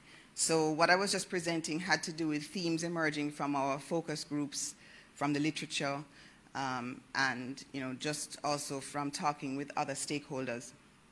But I want to stop a minute now and tell you a little bit about what we found in our inventory of violence prevention programs in Jamaica. So as I mentioned before, we contacted about 104 organizations to request information on their violence prevention activities. And these were from a wide variety of sectors to ensure coverage and inclusion of the different types of violence prevention programs that exist in Jamaica. Through various methods, we received information from 43 organizations. Some of them said that they weren't currently offering violence prevention programs, for example, or some of them were merely supporting other organizations to do these programs. So we ended up with 45 violence prevention programs to include in the inventory. And of that number, 25 were focused on primary and secondary prevention. And then 20 were focused on tertiary prevention and crime control. And there may have been some, like the comprehensive CSJP, which would have had a number of strategies in one intervention. These programs were administered by 19 organizations, including ministries, departments, and agencies, NGOs, CSOs, and academic institutions. And the programs range from large multi-component interventions delivered over many years to much smaller community-based, school-based initiatives. Next slide. Most of the programs targeted at-risk youth in hotspot areas, and this is not a surprise to us either. This has been the strategy. So Kingston and St. Andrew, St. Catherine, St. James, and Clarendon. Most of the programs were funded by, that made it into the inventory, were funded by IDPs. Of the 45 programs reviewed for the final inventory, only 25 reported having any kind of evaluation, and less than 30% were impact evaluations or looked at the effectiveness of the program. So others were more process-oriented, monitoring, did we implement it correctly, and those types of things. It's also important to note that several organizations could only provide information on process outcomes, and that there's very, very little data on the impact, as I was saying. Next slide. So let us look at the actual programs in terms of the different categories: tertiary, secondary, and primary prevention. So we actually begin our inventory on the flip side. So we begin with reviewing programs in Jamaica over the past 5 years that targets those most at risk and likely to commit serious crime. And within the public health framework that we heard about as one of the organizing frameworks for the National Commission on Violence Prevention, this translates to developing programs and strategies in the most impacted communities and among those most at risk, based on prior violent and criminal behavior. And so We found 3 different types of categories of programs under this. So we have community development programs, reform of justice and correctional systems for youth and young adults, and anti-gang interventions. So in terms of community development programs, we know that Jamaica has a long history of initiating community development programs. In the current review, since 2015, we identified 5 of these focused on community development to enhance the rule of law, including things like CSJP 3 and the JCIF Integrated Community Development Projects. The impact evaluations of these programs yielded mixed results, and in general, the individual level change was more successful than the community level change. So there were really some very strong positive results from the studies, but many of these were at the individual level. And so we want to find ways that we can translate what's happening at the individual level to the community level, to a broader level. In terms of reform of justice and correctional systems for youth, we found 6 programs. One of the main programs that came out of this is the diversion programs. And diversion has really been found, on balance, has been found to reduce recidivism at a greater rate than traditional justice and correctional processing. For example, a 2013 meta-analysis of 73 programs with research evidence, diversion programs were found to be more effective in reducing recidivism than judicial interventions across different risk levels and for different types of programs. And I'm happy to report that we have a national child diversion program here in Jamaica that is a wonderful program, working really well, and we just really need to encourage, the police, the judiciary, everybody, the communities to really embrace. I think it's really helping a lot of young people. Of course, we also have our Mediation and Restorative Justice Dispute Resolution Foundation, and also some rehabilitation work that we really want to see in our correctional facilities. We need to put a little bit more into some of the rehabilitation that's happening there. In terms of the anti-gang interventions, Prof mentioned violence interruption and other work that's done in the community in terms of gang demobilization, and we found 2 interventions there. Again, there have been mixed results as it relates to these types of interventions. I think that there's some really great work there, and we have to look into what works well and why in some communities and not in others. Next slide. Okay, in terms of the primary and secondary programs to prevent violence, while the most immediate response to crime and violence is to intervene with youth and the young adult offenders, we also want to simultaneously prevent violence from occurring through these primary and secondary prevention programs. The primary programs are going to focus on, as Prof said, a more universal group. They're typically broad, population-based, to promote healthy development and well-being, particularly within populations that are at greater risk. Most primary efforts target children during the preschool and primary school years. And then we have the secondary programs, which emphasize identifying youth who are most likely to engage in crime and violence based on well-established risk factors, and then intervening specifically with these youth, usually adolescents and young adults. But we also do a lot of work in Jamaica with after-school programs and things for the school-age children. So next slide. Professor Sams Vaughan mentioned that there is considerable empirical support both internationally and in Jamaica. We don't have to look too far. We have a lot of wonderful work in Jamaica on this, for the effectiveness of early childhood parenting and preschool educational programs in preventing childhood aggression and child maltreatment. Recent research also suggests that these programs prevent violence later in life, which of course is what we're trying to do, right? Consistent with evidence that early aggression and maltreatment are strong predictors of later violence.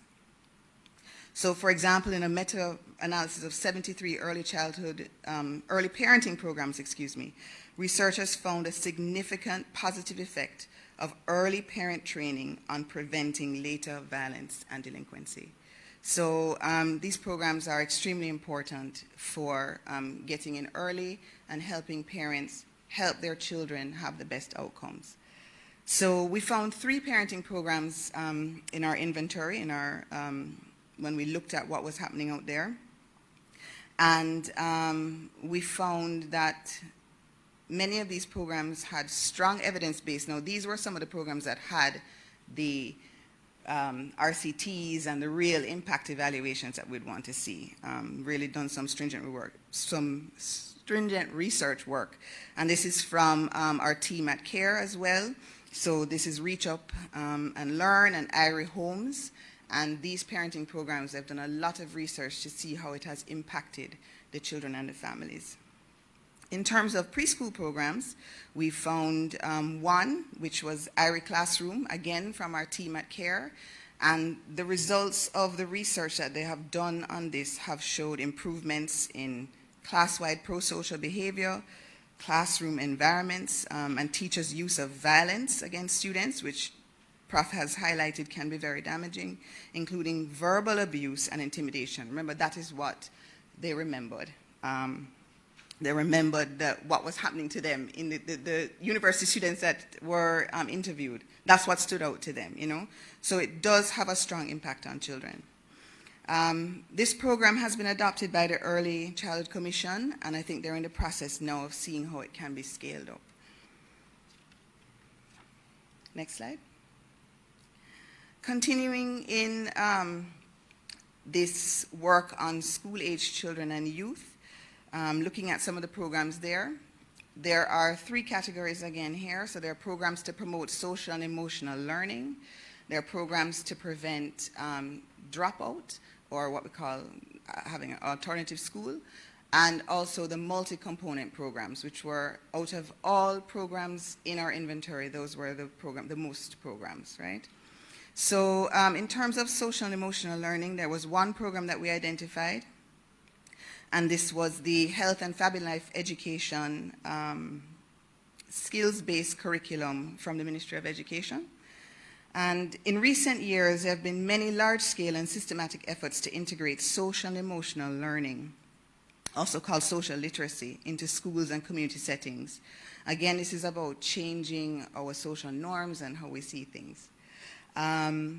So the Health and Family Life Education is a comprehensive approach to developing and maintaining positive attitudes towards health and well-being in children and young people.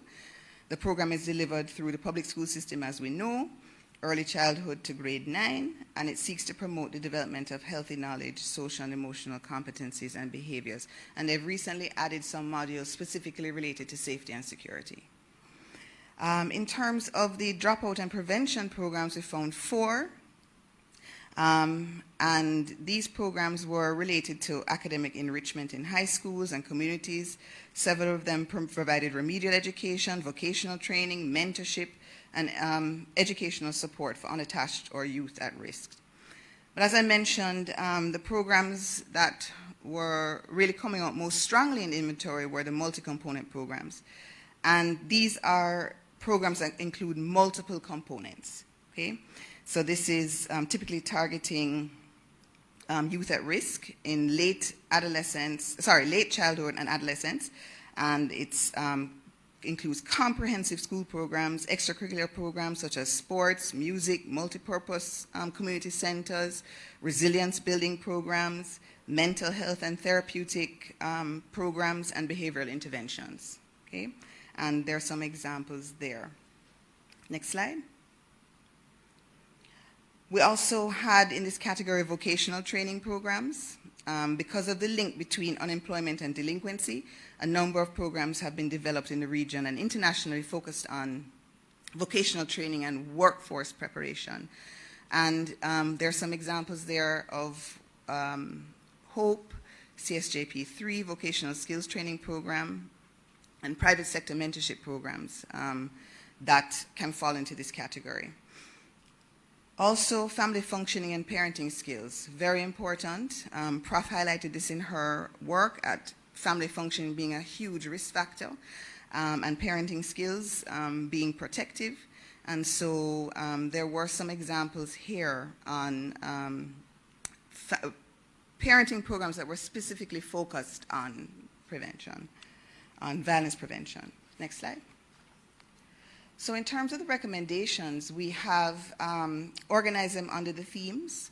So under the first theme, which is looking at all the risk factors that come together and protective factors, we looked at three main recommendations. First, to reduce young children's exposure to violence and harsh discipline through targeted evidence-based programs for parents and teachers and national campaigns to shift cultural norms, especially as it relates to harsh punishment.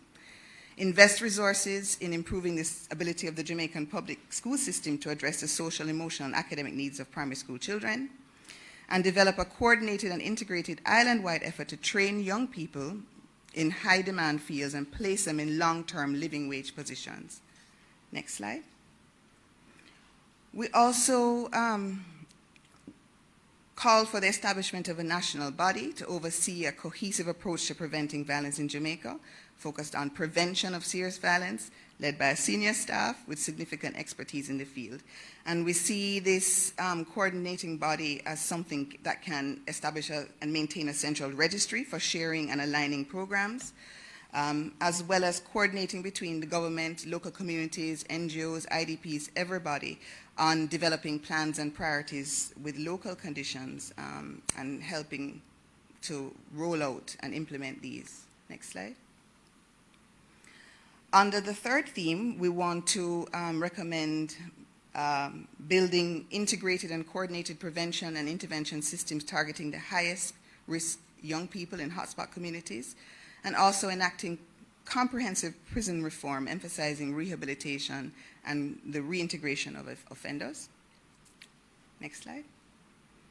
And finally, we really want to establish a Jamaican Crime Lab. Maybe this can be under the same coordinating body, led by a senior researcher to oversee, coordinate, facilitate, and provide training and technical assistance for all IDP and government-funded violence prevention activities. And we really feel that such an evaluation, such a lab can help to promote a culture of evaluation and data-driven decision-making for crime and violence prevention, and help with the definitions, as well as making sure we're all using the same definitions, and really support the monitoring and evaluation work that we hope will be strengthened in the country. Next slide. Of course, there are some limitations. Prof mentioned that the commission got off just as COVID started, so that I think impacted our ability to move as freely as we wanted to. And so, of course, some organizations weren't able to respond in a timely manner, and this led to their exclusion from the inventory. So we still want to ensure that we're covering all of these, so we continue to invite people to share their work with the Commission so that we can know exactly what's happening in all these various communities as it relates to violence prevention. Next slide. I especially wanted to thank the IDB for their generous support of this situation analysis, and the contribution of all the key informants and participants who took the time to meet with us, discuss, and to give us information on this, and also to our research assistants. And then also, thank you to all of you for your kind attention. Thank you.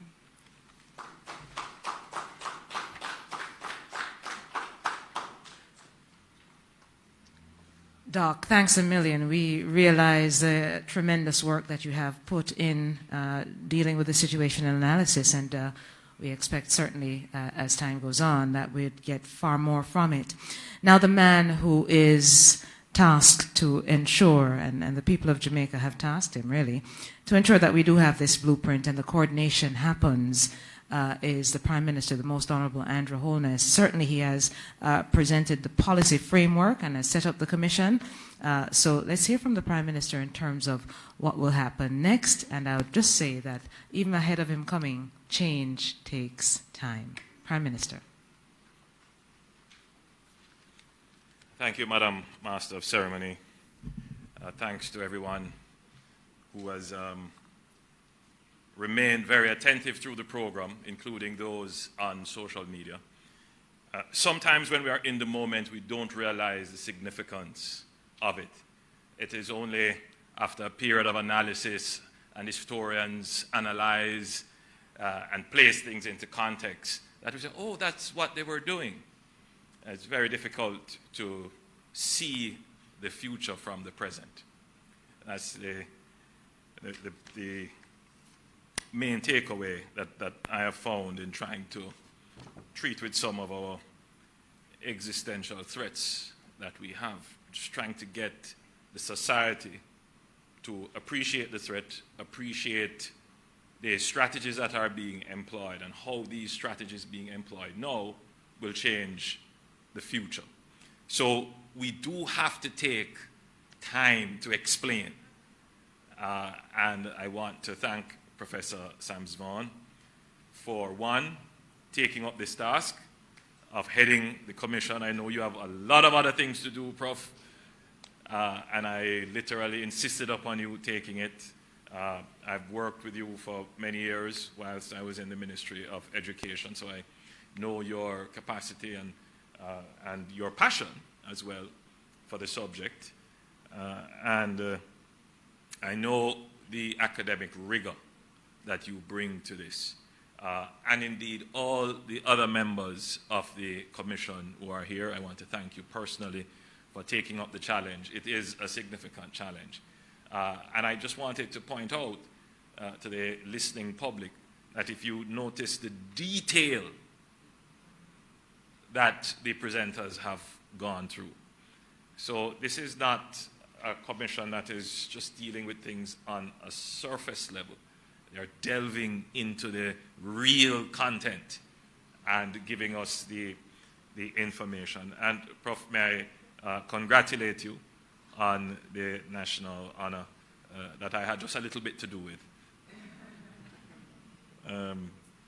But even so, I mean, you are obviously very deserving of the honor. The establishment of the National Commission on Violence Prevention marks the definitive intention of the government to address violence in our country. Every Jamaican feels the effect of violence. But after generations of violence and the socialization of violence and the reinforcement of violence in our culture, in our entertainment, in our schools, in our media, violence has become normalized. We just see it as an everyday part of life. Now, once the issue of concern is normalized, the society accepts it. Every generation comes, they accept it. Even if they all agree that it has a negative impact, we still accept the use of it. You know, look, if children get into a fight at school and one child goes home and complains to the parent, what is the parent likely to do? There are several things, Peter, that comes from that. One, the parent could say, you lick him back? Come, we'll go down to school. They end up at school, they get into an argument with the teacher. Or they sometimes go and find the child who was in the fight and lick him back. It's just normalized. All right, let's look at another case. You catch a goat thief. What do you think is going to happen? And what would the society say? If the Lap-Up study asks, is violence justified against a goat thief, a prey or larcenous? What do you think would be the answer?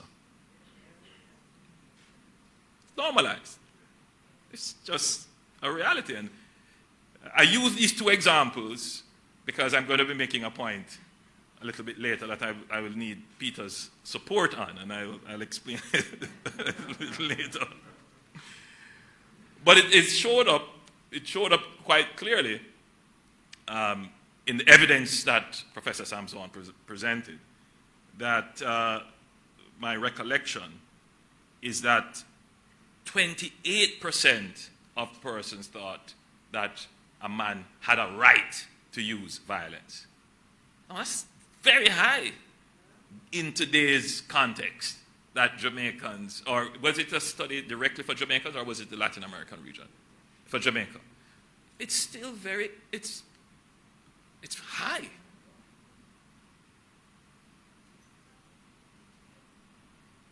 It's high.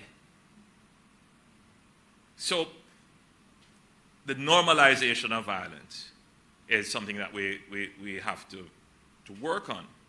Now, acceptance and normalization of a problem reduces agency. It reduces your ability to change. Think of it this way. You know, why do partners stay in an abusive relationship? You know, sometimes you hear, him beat me because him love me. It's the normalization that has just crippled the ability of the person experiencing the harm and the hurt to take charge and say, I am changing. And so to a large extent, it would be the case for the Jamaican society, though it is changing slowly, that because we have accepted it so much, we're just not moving to change, right? And if you think about it, right, we're just coming out of our emancipation period. And so if you just step back a moment and look at our history, you know, from the time Columbus set foot on Jamaica and started to look at this as a colony of exploitation, where we're just coming here for the minerals, and they started to use forced labor on the Tainos that they are found here. It was violence. Violence for economic exploitation. Violence to the point of the extermination of an entire population. And then to replace that population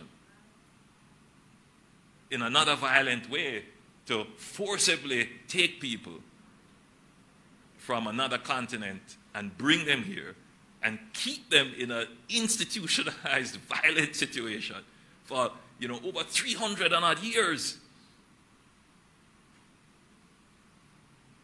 And then even after emancipation, that has been inculcated. Violence. To the point now where we are recognizing that this issue of violence is creating an existential threat, meaning violence could cause the society to collapse. Not everybody recognizes that. And some people are wedded to violence. So, once behavior is normalized, it is only when the behavior reaches crisis that change occurs.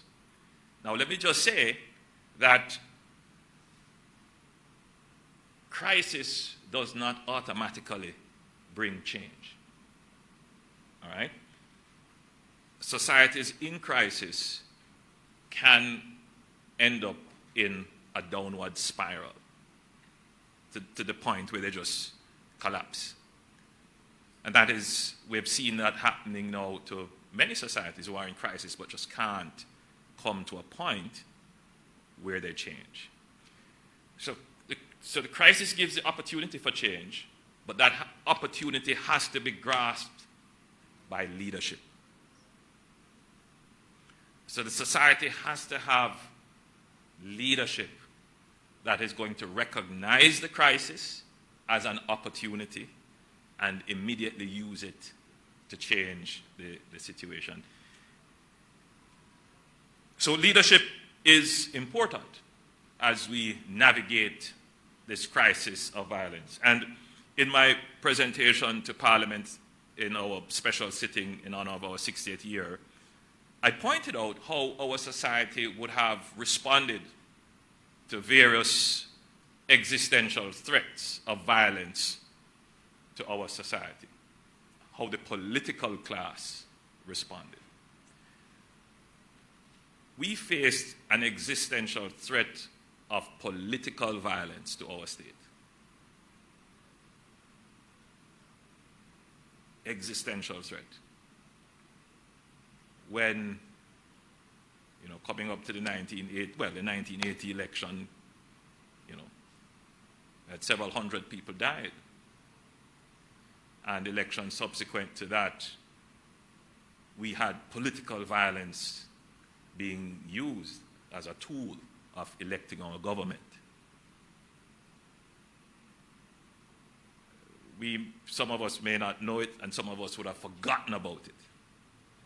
But we brought an end to that when the political class got together and formed an institution called the Electoral Commission of Jamaica. First was the Electoral Office, now it's the Electoral Commission. And it has had a powerful impact. So today, as I pointed out, and I noticed that Peter Bunting was laughing when I said, one seat separated us and, seamless transition. No issues. We should be very proud of that. We exercised agency and leadership to deal with an existential problem. Now, just reflect for a moment. How many other countries in this region and worldwide has this problem of political violence and how they are struggling to come to grips with it? We have come to grips with it. So I'm saying this to say that the challenge of the use of violence in our society is a huge one, but it is one that we can overcome. If, as a society, the leadership of the society is willing to come to consensus on addressing it. We also addressed another issue, which is extrajudicial killings and police killings in our society. If you were to just reflect back to 20, 30 years ago, when the news report, man was shot and killed, that standard report, gun, firearm recovered, and that was the end of that. Found in bushes. we would, we laugh at it now, but, there's a generation who has no recollection of that. Or the constant, crying of mothers on the radio, a police raid. And now, when I raised the issue in Parliament and I said, well, we came together and the Parliament passed the Indicom Act. And the Indicom Act was very influential in its impact on the police force. But that's not the complete story of agency. Because the truth is that the police force itself, the JCF itself, recognized that the way in which law enforcement was conducted was not supportive of the objective of providing safety and security to the citizens. And so there were members of the JCF recognized that. And I remember speaking to former Commissioner Williams, who pointed out that they took great effort in changing the use of force policy to control and regulate how the security force would use force without violence, and how to ensure that force is proportionate to the threat. So all around we are seeing agency, the internal ability to change one's circumstance being exercised. And we should commend the JCF. And I tell you why I say that, because in 2016, when we took over the government, our main focus was how do we reduce crime. And as we analyze the problem, we recognized that we had to treat with violence as well.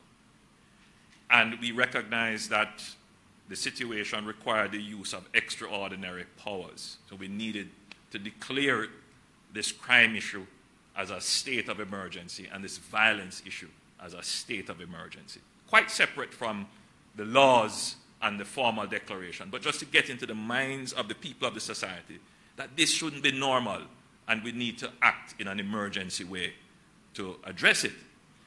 And we said, all right, if we're going to use these emergency powers, then we could not have it that they are used in a violent way, because the history of the use of emergency powers has always been associated with some form of violence.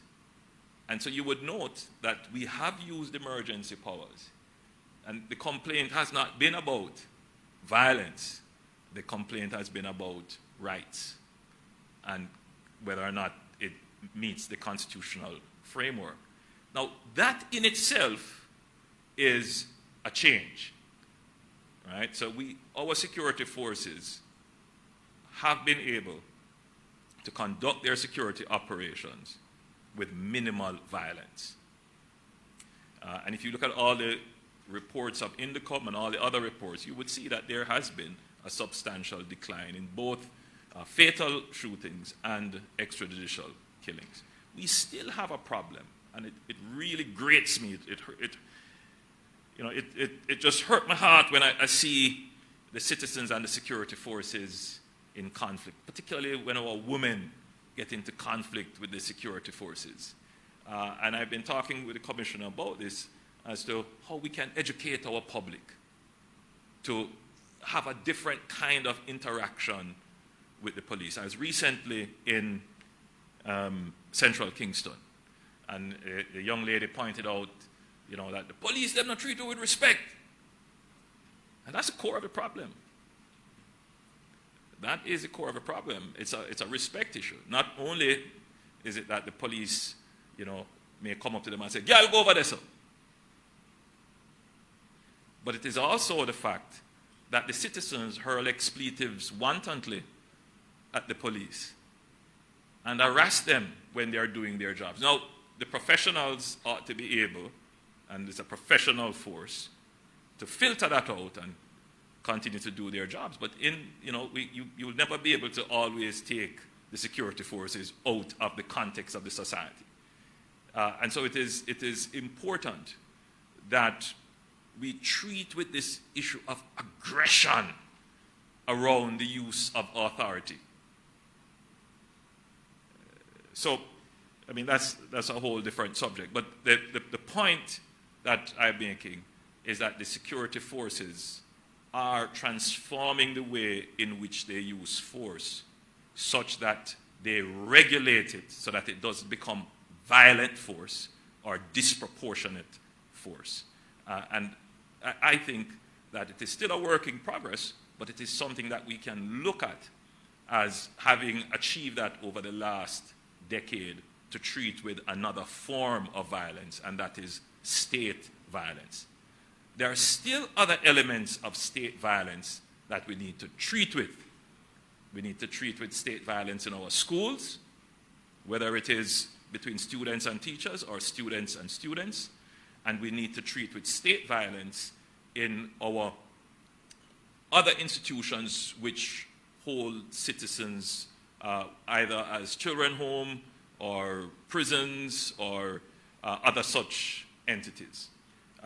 We have legislation in place, certainly for children's homes and for others in state care, but I think greater attention and enforcement is needed to ensure that violence coming from state actors are minimized. And I think that's a very important first step.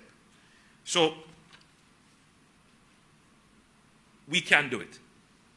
We have shown that we have the capacity to do it over the years.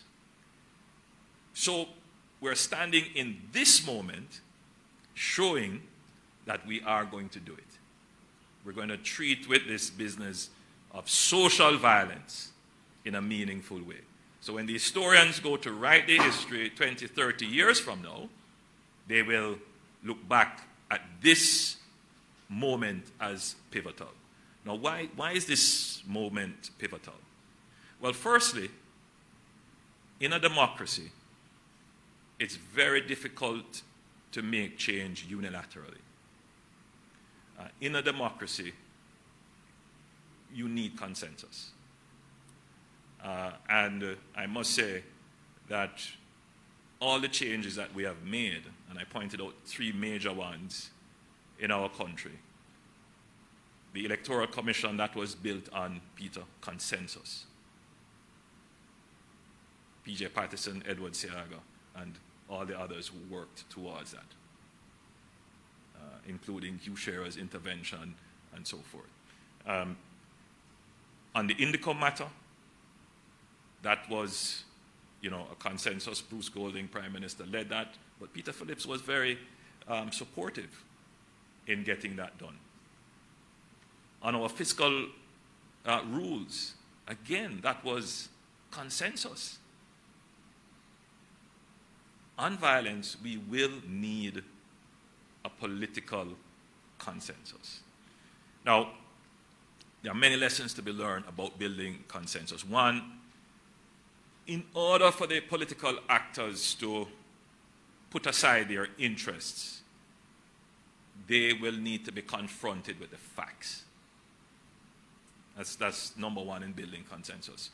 On the crime issue, Peter, I think we need to spend a little bit more time in analyzing what are the factual situations so that the concerns you have, the concerns I have, can be truly analyzed. We haven't been able to get to political consensus. We are attempting it. We have a framework in place. We have CMOC, but we haven't reached genuine consensus on how to tackle crime. I'm hoping that having taken this approach, where we have asked an independent body, all the persons who are on this body are strong, independent persons who can analyze the data and say to the government, here is what needs to be done, and to the opposition as well, here is what needs to be done.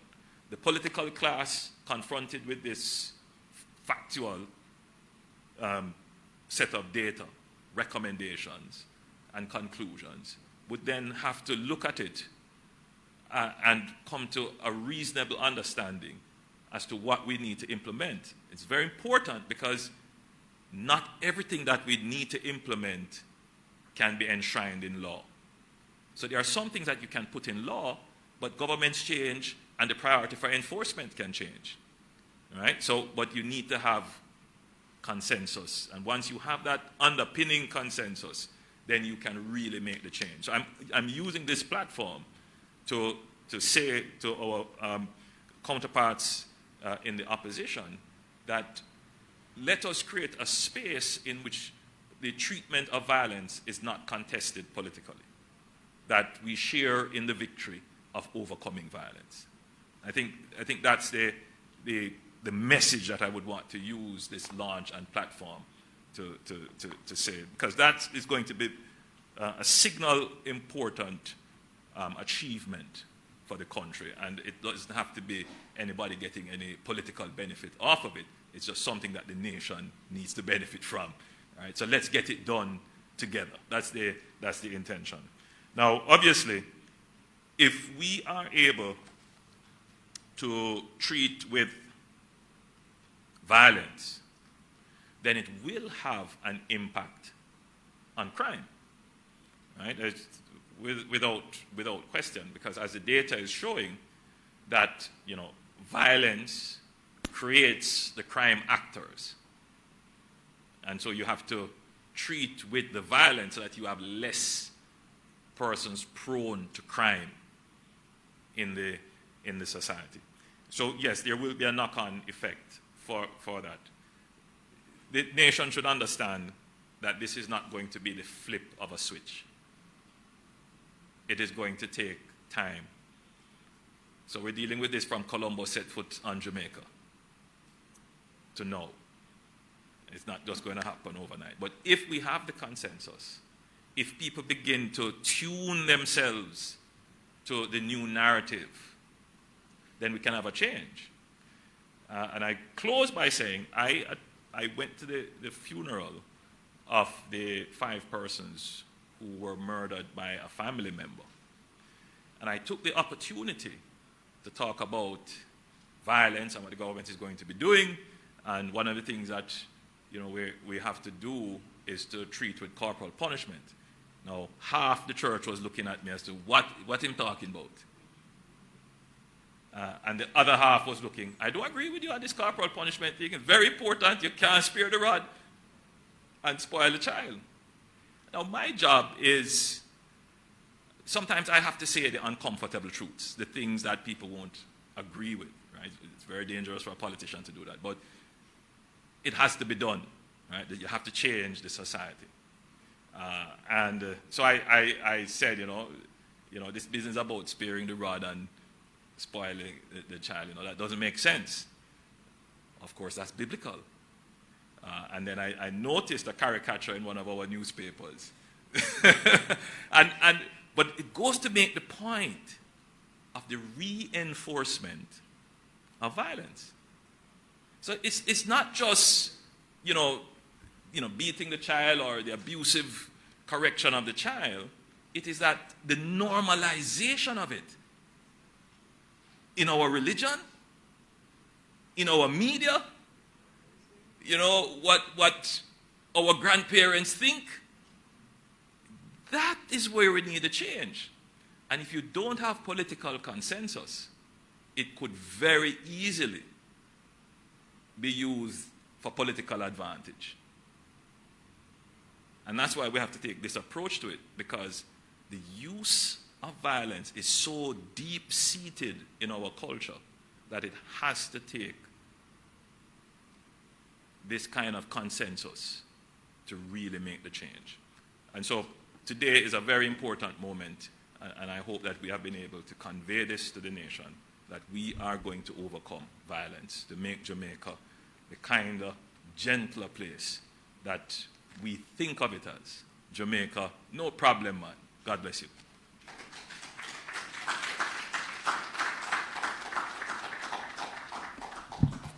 Prime Minister, thank you so much for pulling this all together and ensuring that we have that clarion call for consensus and the way forward.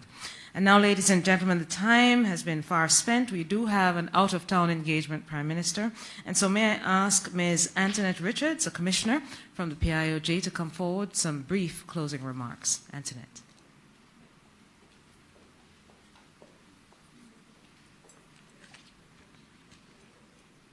Thank you very much, Madam Chair. The Most Honorable Andrew Holness, Prime Minister of Jamaica, Senator Peter Bunting, representing the Leader of the Opposition. All protocols are observed. Ladies and gentlemen, good day. Firstly, I would like to thank the Prime Minister for establishing the National Commission on Violence Prevention and the support that has been provided as we seek to fulfill our mandate. I would also like to thank the Chair of the Commission and the other members for their commitment to Jamaica, as evidenced in their acceptance to serve on the Ncvp.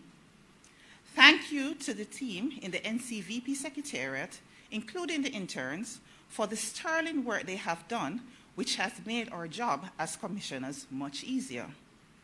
Thanks to the many agencies and individuals that have made presentations on the work they have done to the Commission, as we seek to gain a better understanding of what has been and is being done and the various lessons learned. Thanks to the international development partners who have funded initiatives in support of the work of the Commission. And finally, thanks to all those who made today's event possible. Jamaica will not be the place of choice to live, work, raise families, do business, and dare I say retire, if the Jamaican society is not secure, cohesive, and just. However, for us to achieve this, we must be willing to do things differently.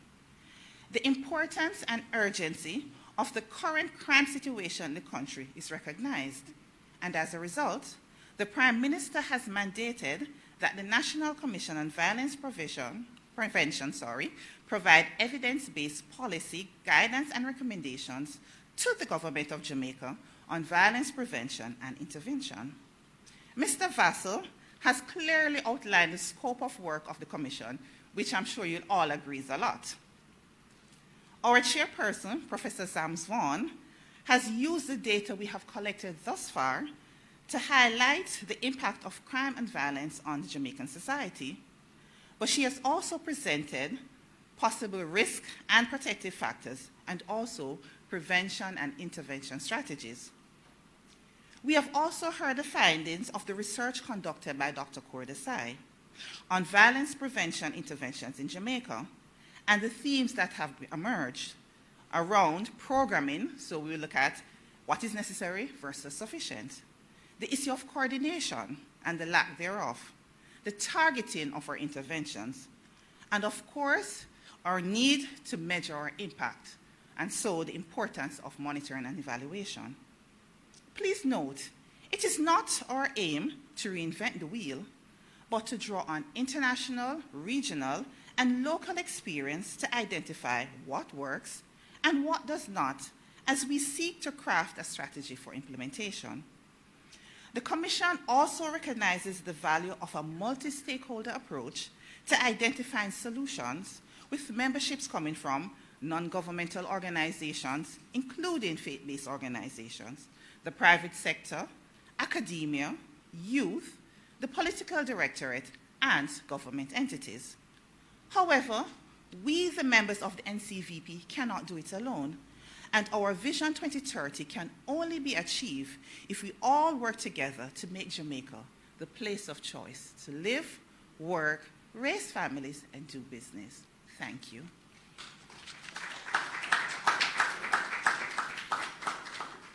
Antoinette, thank you so much for that very brief intervention, vote of thanks, and of course, closing remarks.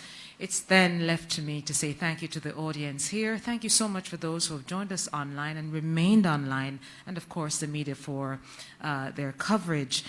Professor Sams Vaughan has said the way forward, we need to have a symposium and look more in depth at the whole matter. I'm sure in months to come that will happen. And of course, Prime Minister, thank you for your charge again, ensuring that we will do the things that matter to get the results we want. Ladies and gentlemen, thank you. Have a wonderful day.